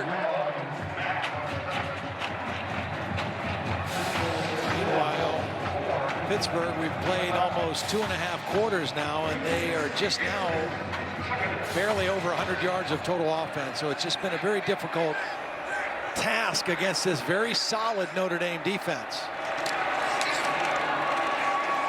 Yellen after the 6-yard completion to Mack, gave it to A.J. Davis for about a yard. Here's third down. Joey Yellen, we mentioned, at Arizona State last year, had a very tough year. His brother passed away in the preseason in August, 26-year-old brother. And he did not win the starting quarterback job. Jaden Daniels is a terrific player. Yes. He looks like he's going to be the quarterback for the Sun Devils for a while. Yellen decided that he wanted to go in the transfer portal. He lofts one up for grabs, and he's intercepted by Jeremiah Owusu-Koramoah. Second interception thrown by Yellen in this game. Well, he's working on DJ Turner in the slot. You think maybe that's a matchup that favors you, wide receiver against a rover, but this is a special player. He was right in the hip pocket, got his head and eyes around, and then went up and high pointed the ball. I mean, you just can't play it any better than Jeremiah did right there. And that's why he is one of the guys, when you put film on of Notre Dame's defense, he absolutely flashes all over. But he can do everything. He reminds me a lot of Patrick Willis or Roquan Smith, those kind of guys, the weak side linebacker who can play in the slot, and he's today's NFL linebacker. That's why he's going to be a top 20 pick.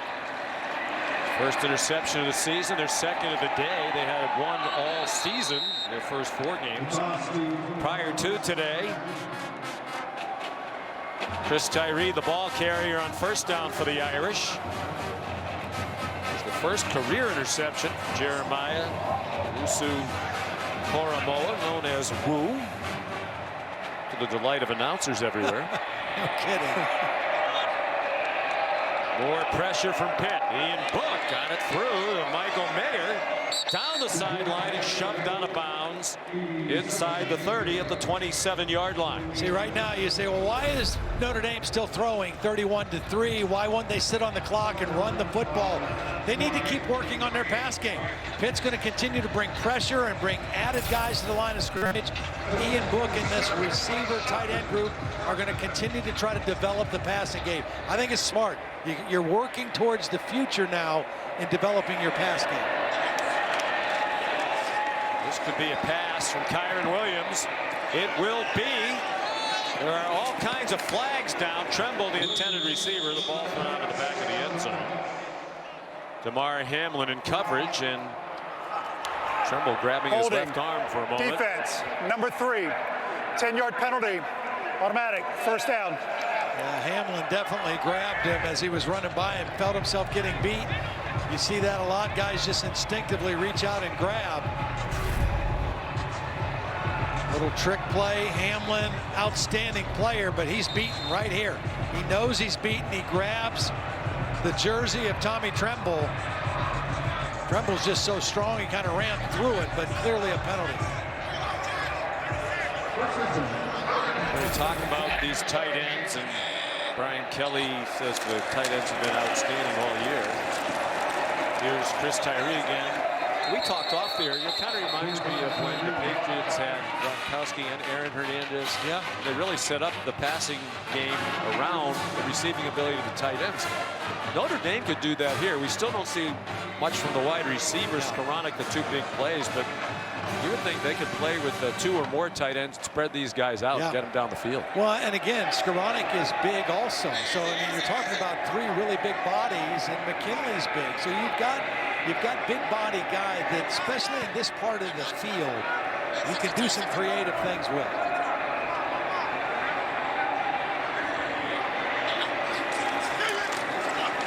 4.5 to go, third quarter. Brook into a crowd, but he has the big target. It's Michael Mayer for a Notre Dame touchdown. Ian Book actually almost waited too long. He had Mayer right away and did not throw it right away.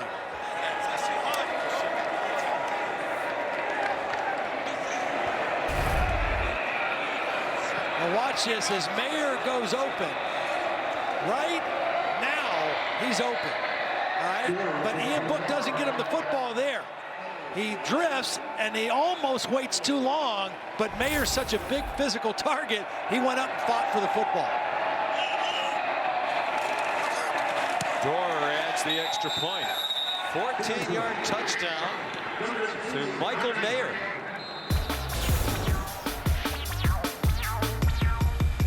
(38-3). You're watching college football presented by PlayStation 5.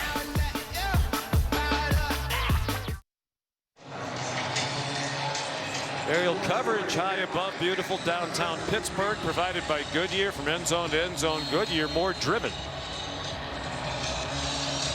Season high 291 passing yards for Ian Book. He's thrown 3 touchdowns. All Notre Dame up 38-3. Fair catch made by DJ Turner. The ruling on the field is the receiver gave a fair catch signal. Because the ball hit the ground, the ball be placed at the spot of possession. First down. Wow. Oh, wow. Please reset the game clock to 4 minutes and 22 seconds. 4-2-2.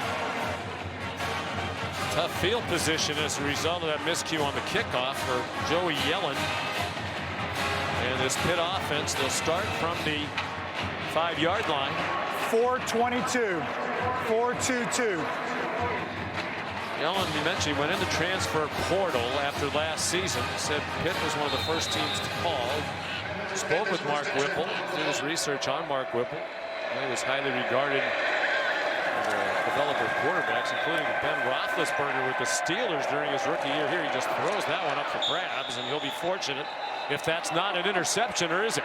The officials are conferring, and it's going to be an interception for Nick McLeod. He clearly caught the football. It's just a matter of whether he got the 1 foot in bounds. Joey Yellen trying to make something happen. Good positioning by McLeod. There's the catch. There's the foot in.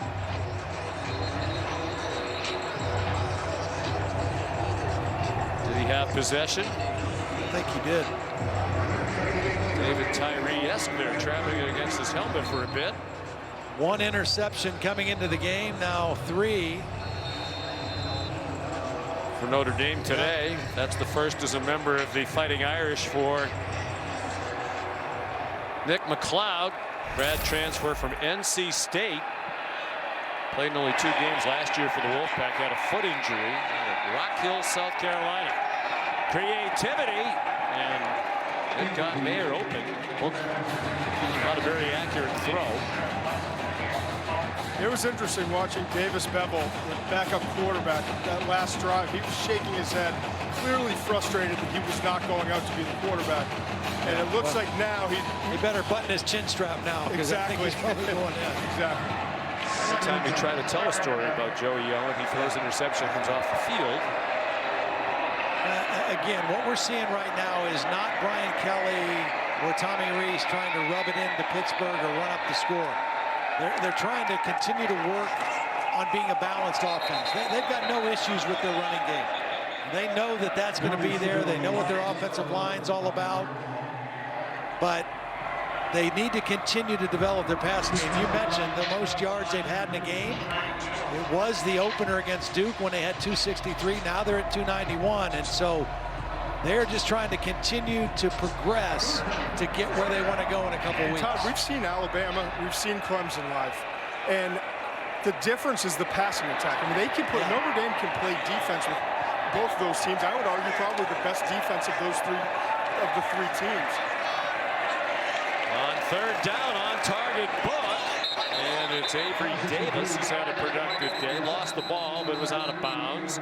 First and goal, Irish at the 9, but there is a flag on the play. Personal foul, roughing the passer. Defense, number 95. The penalty will be enforced half the distance from the end of the run. First down. Devin Danielson, a guilty party. Just the push at the end. I don't think he hit him too hard initially, but he pushed him to the ground, maybe a little iffy, but a nice job by Ian Book, seeing the field, reading the coverage, and hitting Davis on the crossing route underneath. And just to finish the point, I think from an offensive line standpoint, they can match up with any team in the country.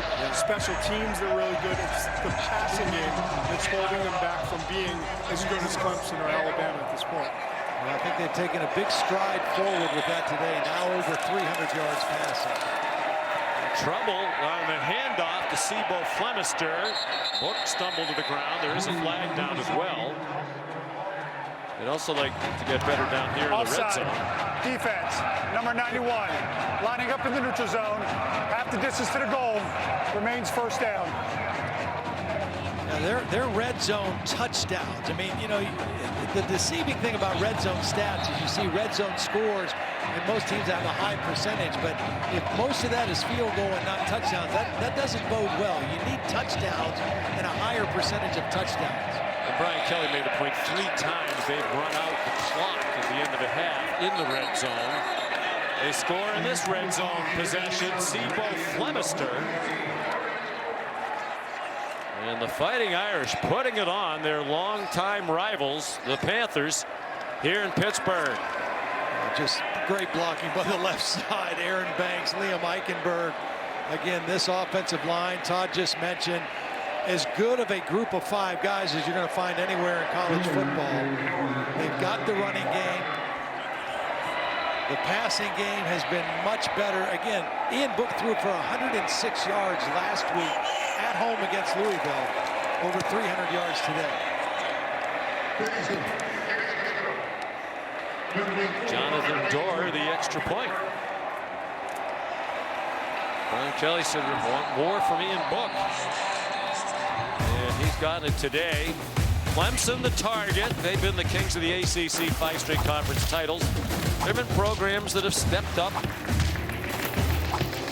tried to knock them from their perch, but it hasn't happened. But now Notre Dame playing a full ACC conference schedule this year. And that showdown looms. There'll be one more game for the Irish after today against Georgia Tech. That should be an easy win for Brian Kelly's team. He said yesterday, we keep playing like we've been playing. We're not good enough to beat Clemson. Do you think with what we've seen today they are? I think they've made great strides today. You know, I still think they need to get Lindsey healthy as a speed receiver. I still think they're lacking that a little bit. But the passing game as in general was much more impressive today. Again, they checked, we knew coming into the game, they checked off all the other boxes. Play with those multiple tight ends and use those big and athletic targets. DJ Turner the fair catch. And now some pushing and shoving and flags flying. 2:42 to go in the third quarter.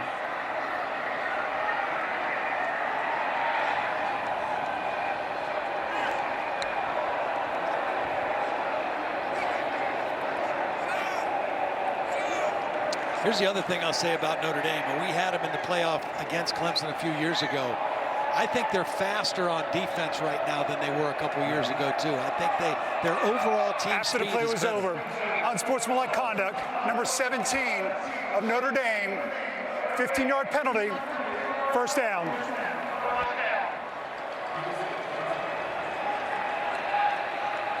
Jordan Botello guilty of the penalty. Well, the Big Ten season is underway tonight. The battle for the Little Brown Jug. Michigan and Minnesota, top 25 matchup, 7:30 on ABC. Minnesota off the great year last year. 11-2 with a lot of talent back, including Rashad Bateman, top receiver in the Big Ten last year. Davis Bevel, first play in, fumbles the snap. Again, just a different feel, different quarterback, different center quarterback exchange. He'll get his wind sprints in here as they jog back and forth to the sideline to get the plays. I can't wait to see Bateman. I think he's the best wide receiver in the country that's playing this year. Jamar Chase opted out for LSU.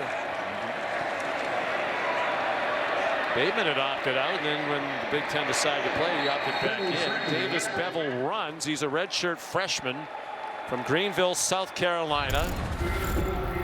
He's played sparingly this season. Here are your top receivers, Todd, in the draft. Yeah, terrible news today about Jalen Waddle. He broke his ankle on the opening kickoff of their game against Tennessee. It's terrible to hear. For Bateman, he's a lot like Juju Smith-Schuster, who everyone here in Pittsburgh knows. He's going to run a 4.55 in the 40-yard dash, but he's going to wind up coming in the league as one of the best rookie route runners and so physical, and the ability to make catches in traffic. I think he's a complete player. And for a guy who doesn't have great speed, he averages over 20 yards per catch. Well, we did the Minnesota-Penn State game up there. It was a great football game, and he put on a show. Great atmosphere there, too. Unbelievable that day. Bevel sacked by Isaiah Foskey.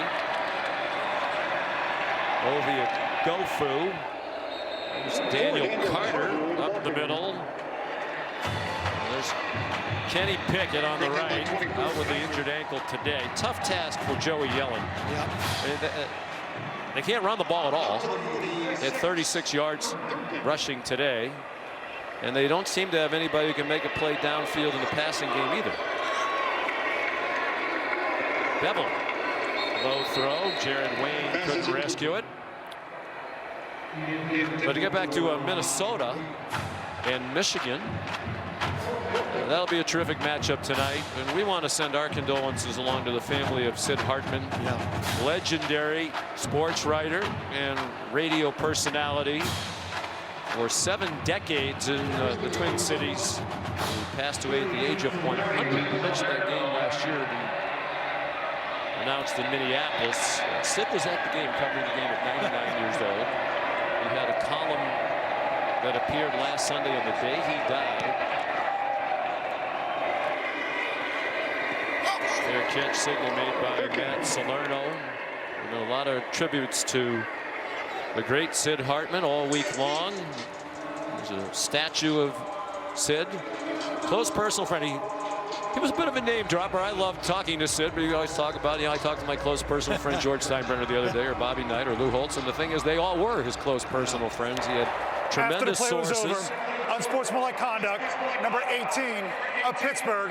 That is 18's first unsportsmanlike conduct of the game. 15-yard penalty, first down. Shockey Jacques Louis, just a real character. He and my dad were great friends, and we'll miss Sid Hartman. More than 21,000 bylines in the Star Tribune. Rest in peace, Sid. As we said, our condolences to the Hartman family. Son Chad, a terrific sports broadcast in the Twin Cities area as well. There's Brendan Clark in at quarterback now. And he gets a rude greeting. Wrestled down by Kalijah Cansey. Clark's a sophomore from Midlothian, Virginia.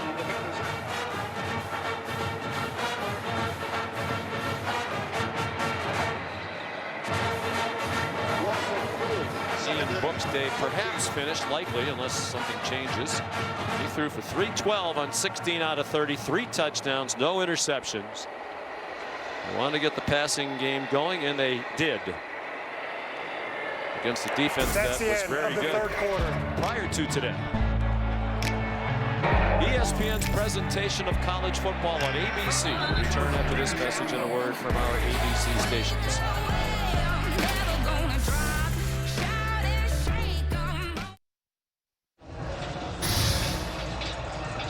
You're watching college football presented by PlayStation 5. This is the ACC on ESPN. First time in their 132-year history.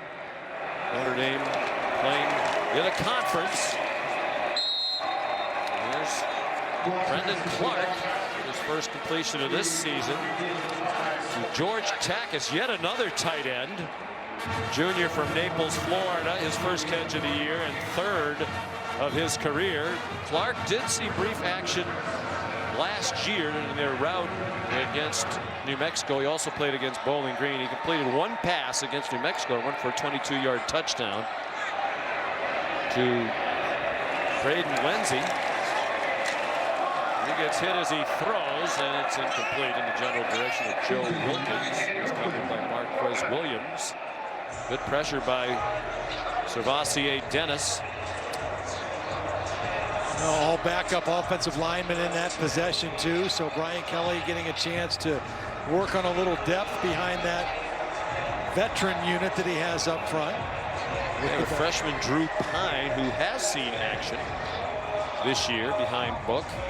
It's out of New Canaan, Connecticut. Coach Kelly compared Pine to Zach Collaros, a quarterback who had at the University of Cincinnati, who's played in the CFL.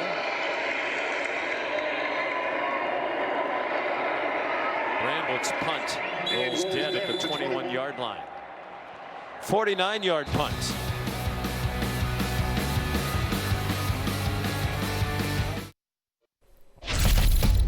Kevin Nagani in studio with this update. Down 10 in Bloomington. Sean Clifford. How about this? Looking like another Penn State quarterback who wore the number 14. 35 yards. Touchdown. Penn State within 3 against Indiana. Sean, Todd? It did look like Mr. Blackledge. I had one run somewhat near that length in my whole career.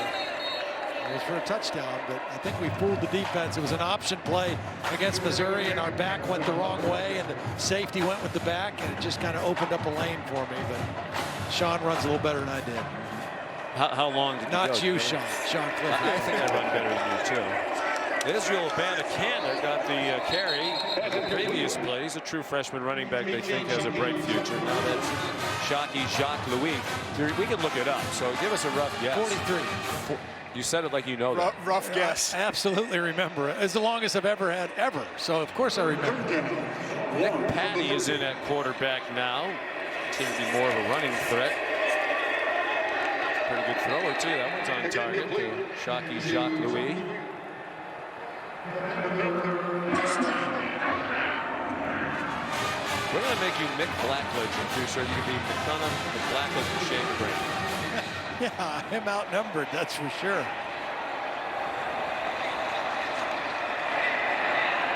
Patty over the middle.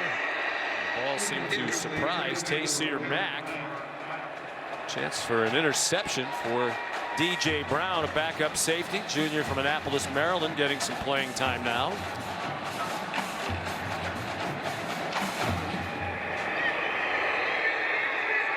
Pittsburgh just 154 yards of offense. Problem with the snap, but there was a false start first. False start. Offense. Number 18. 5-yard penalty.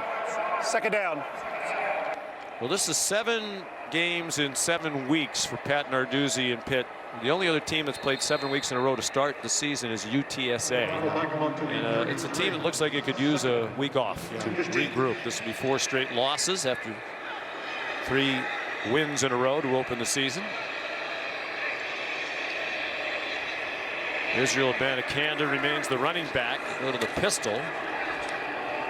Patty, a little bit too high for Taysir Mack in his 3rd year at Pitt after he spent his freshman season at Indiana. Oh, it started very well. 3-0. They got into the top 25, but then a last-second loss to NC State. Boston College, that was excruciating. Kessman kicked a 58-yard field goal, school record, in the final minute to get him in overtime. Then he missed an extra point in overtime. Yeah. And without Pickett last week, the loss at Miami. And even last week, they were in that game. It was 21-16 midway through the third quarter. And they had a couple plays that really set them back, and they never recovered from it. 3 of Miami's touchdowns, 3 of De'Aaron King's touchdown passes last week were gifts. I mean, they were just wide open guys. And other than that, it was a defensive performance. They had 15 tackles for loss. They intercepted De'Aaron King twice. Patty ran for 13 there, excuse me, Todd, but not enough for the first down, so they're going to punt on 4th and 2. I'm just curious why they didn't let Davis Bevel finish this game. I mean, you've already played him, and if he's one of your future guys, and he had 1 possession, right? Is that all he was in for? 2 at most. Kirk Christodoulou, good punt. There's a flag down. Fair catch made by Matt Salerno. Yeah, Todd McShay said it seemed like Bevel was illegal formation. And then when he did get in, 5 players lined up in the backfield.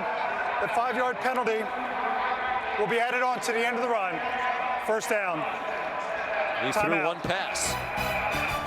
They're on to their 3rd quarterback of the day. That doesn't count the Wildcat. Timeout here in Pittsburgh. College football on ABC is presented by PlayStation 5. Play has no limits. And in part by Pacific Life. More than 150 years strong. Trust in your tomorrow. Cincinnati 28 yards and an extra point away from taking the lead. To the end zone it goes. Caught! Touchdown, Armon Benz!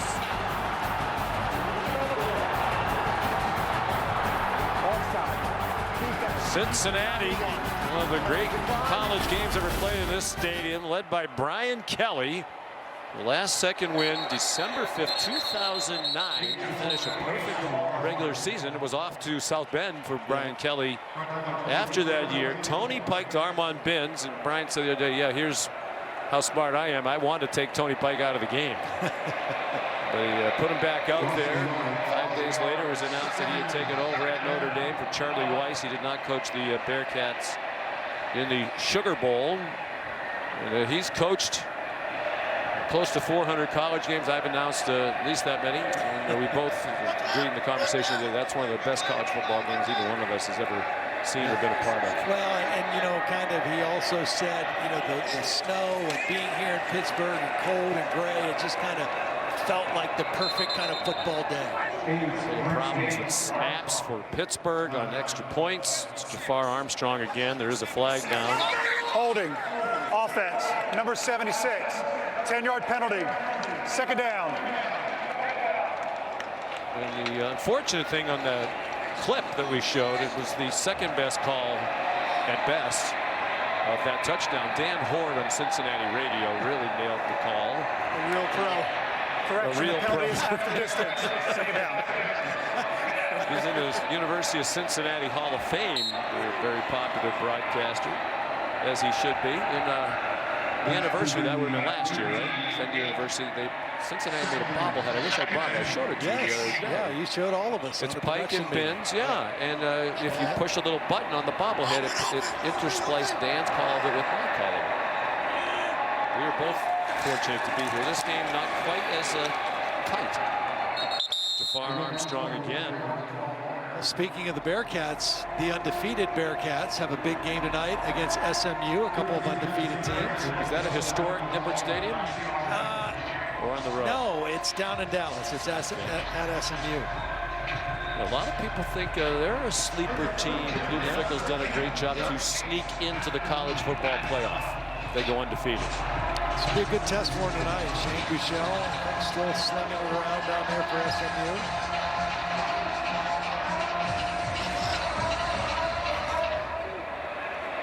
Third down and 17. Drew Pine is the quarterback. Their third quarterback. Jafar Armstrong again.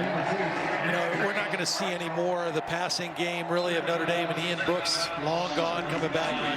But they took a major step forward today, Sean. In the first 4 games, they had 8 pass plays of 20 yards or more. Today, they had 6. So, I mean, you know, just that thing that was lagging behind. All the other boxes had been checked through the 4 games. That was what was lagging behind, that pass game and that downfield pass game. And they took a major step forward today. Jay Bramlett punts. DJ Turner fielded at the 39. He retreated for a while. Now there's a flag down. Nice run back. Turner on the return. But you wonder if there was an illegal block during it.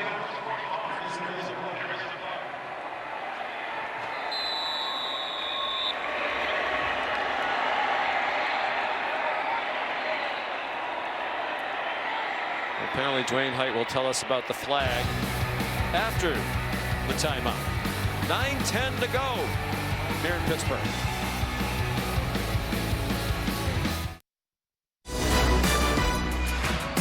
Well, we're just 49 minutes away from the start of Saturday Night Football from Minneapolis. The Big Ten underway last night. And tonight we'll have number 18 Michigan and number 21 Minnesota. Michigan has won the last 16 between the two played in Minneapolis. This is a better Gopher team than the Wolverines have typically fared when they've gone to Minneapolis. Israel Abanikanda dropped by Isaiah Pryor, backup linebacker for Notre Dame. He's a transfer from Ohio State. And Abanikanda is down, an apparent right leg injury, out of Brooklyn, New York. Mark Whipple called him their most talented running back as a true freshman. Here's another Pacific Life game summary. Well, Ian Book in the passing game, 312 yards, a season high, 3 touchdowns. They came into the game on a mission to improve their pass game, to improve their downfield pass game against a very good Pittsburgh defense, and they did that. The Notre Dame defense, meanwhile, just suffocating, absolutely suffocating. Coming to the game with 1 interception. They had 3 today. It was a championship level performance again by this Notre Dame defense, and a much more impressive outing by their offense, particularly the pass game. Book will go to 25-3 as the starting quarterback at Notre Dame. And that's the bottom line, right? I mean, at the end of the day, that's the bottom line. He wins, the team believes in him, the coaches believe in him. And both Tommy Rees and Brian Kelly said when the game is on the line, he makes plays. Patty was stripped by Isaiah Pryor, and the Panthers got it back.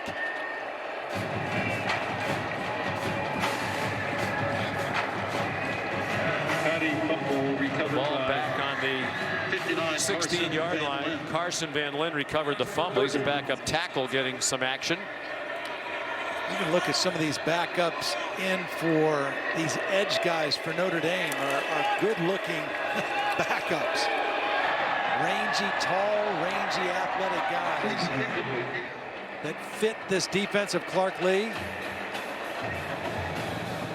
And they've done a nice job on Jordan Addison today, too. The true freshman receiver for Pitt was leading the ACC in receiving. I mentioned he was recruited by Notre Dame to be a cornerback, and that's one of the things Brian Kelly said. They like the fact, they like his length. You know, they want long corners in that secondary. Salerno back for the 8th punt from Kirk Christodoulou, who had one blocked.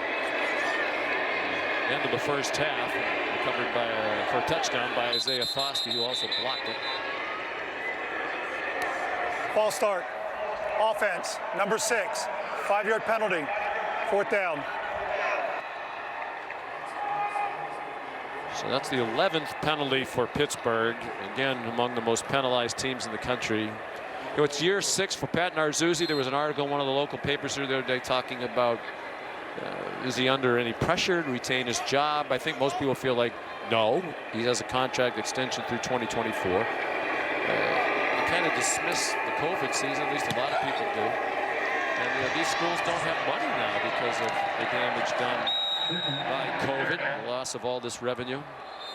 But it's a team that would make you question some of the coaching, the way it is played today. Here.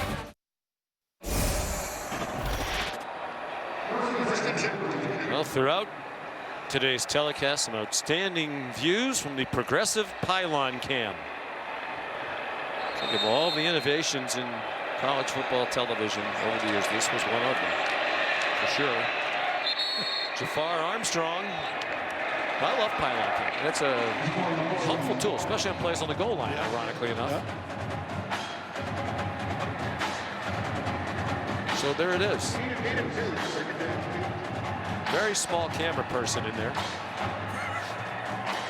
Ed Placey had to go find those guys, right? Isn't he like part of that, the whole creative, you know, the new technology? And yeah, they actually bury the camera people underground. It's kind of like a periscope.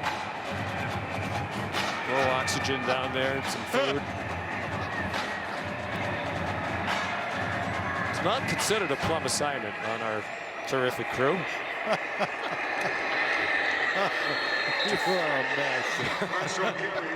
Jafar Armstrong dropped for a 2-yard loss by Patrick Jones, the terrific defensive end, still out there. I enjoyed our conversation with him yesterday. Molly asked him about being in quarantine.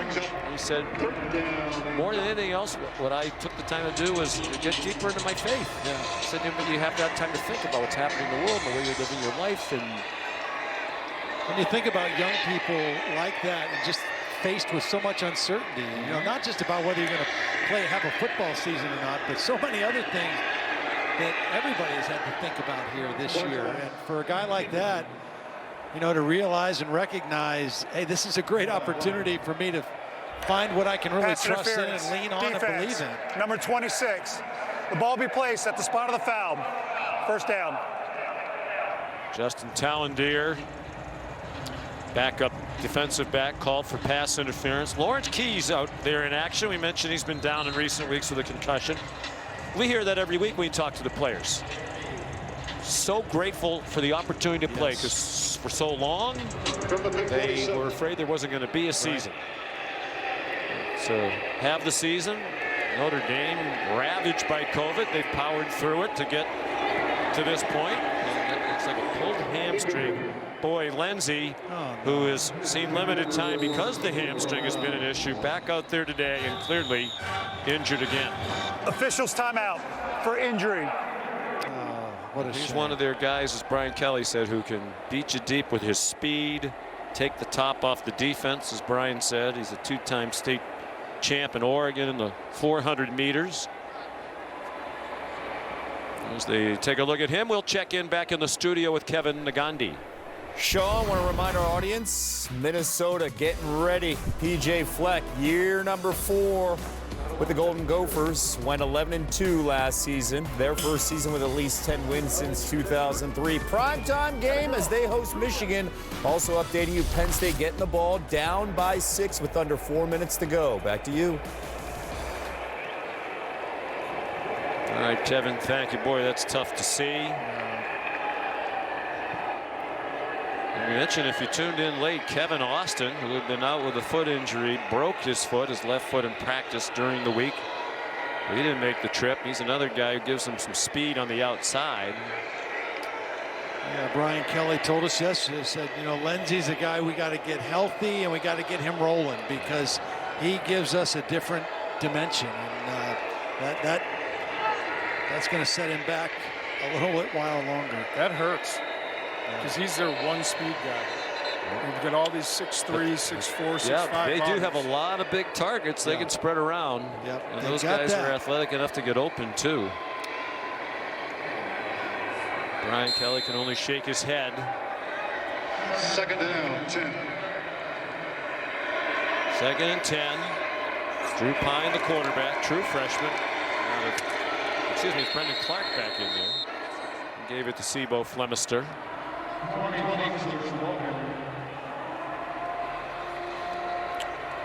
He rushed for 4 yards. We're down to 6 minutes to go. Notre Dame leading 45-3. This will be their 11th straight win, which is the longest active streak in FBS football.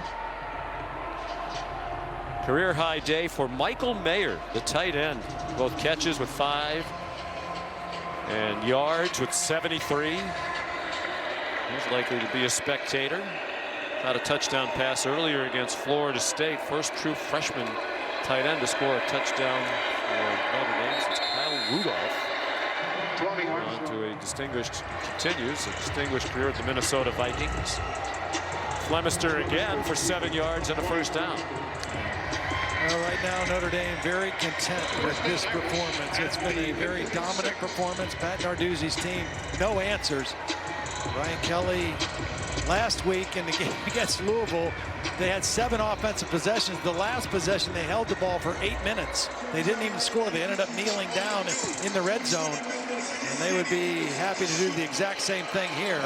Run the rest of this 5 minutes off with a running drive. Had more than 36 minutes time of possession last week.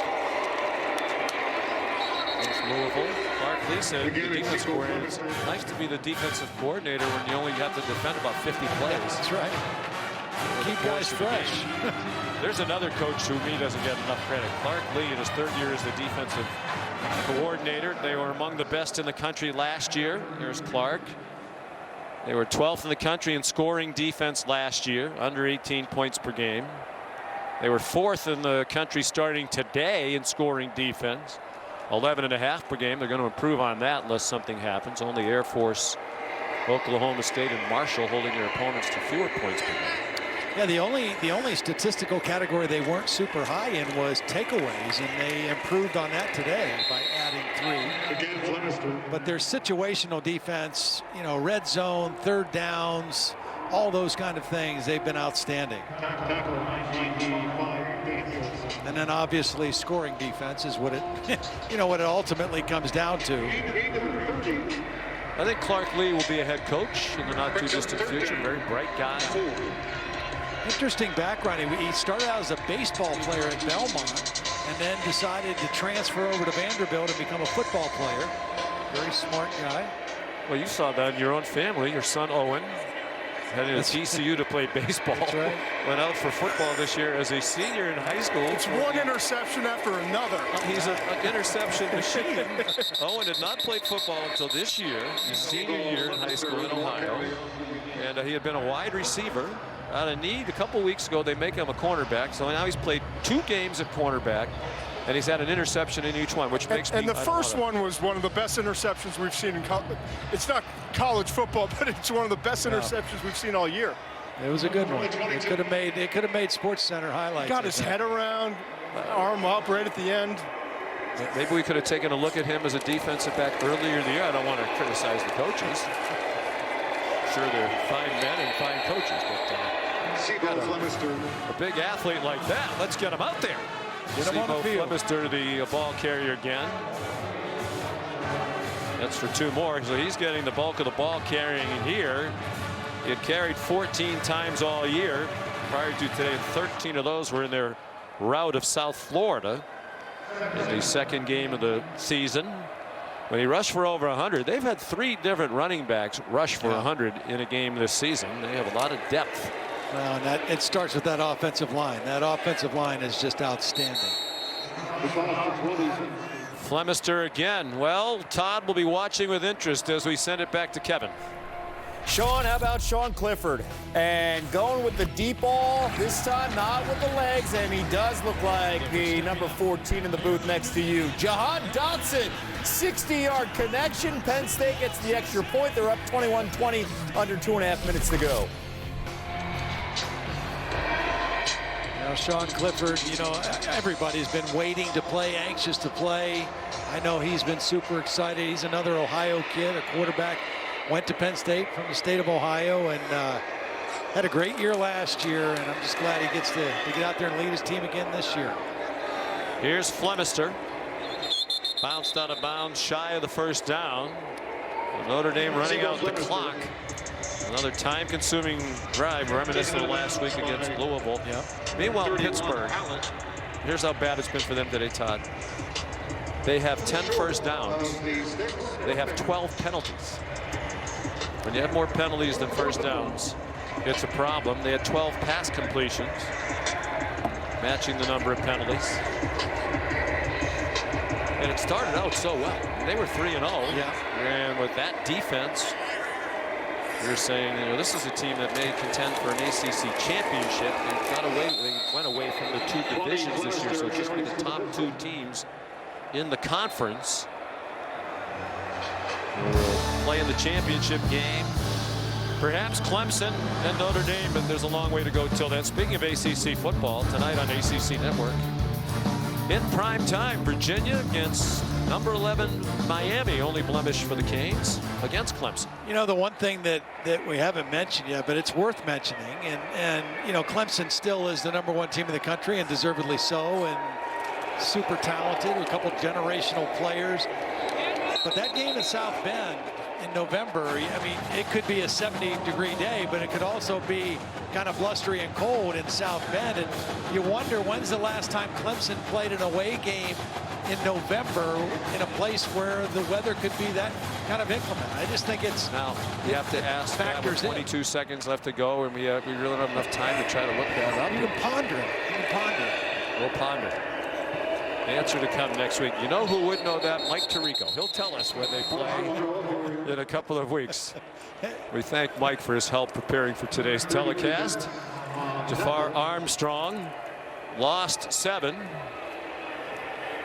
Very impressive win for the Fighting Irish in their first road game of the season. They dominate the Pittsburgh Panthers and win 45-3, outgaining Pitt 434-162. More great action here at ABC in just a matter of a half hour or so with Michigan and Minnesota. For the 2 Todds and Molly, Sean sending you back to the studio. So long, everybody. Sean, thank you so much. Jim Harbaugh, the opener for Michigan on the road tonight against Minnesota. It's our primetime game, top 25 matchup. Much more on this game to get you ready. Also, highlights, a couple of upsets, and a potential update here from Bloomington between Penn State and Indiana after this.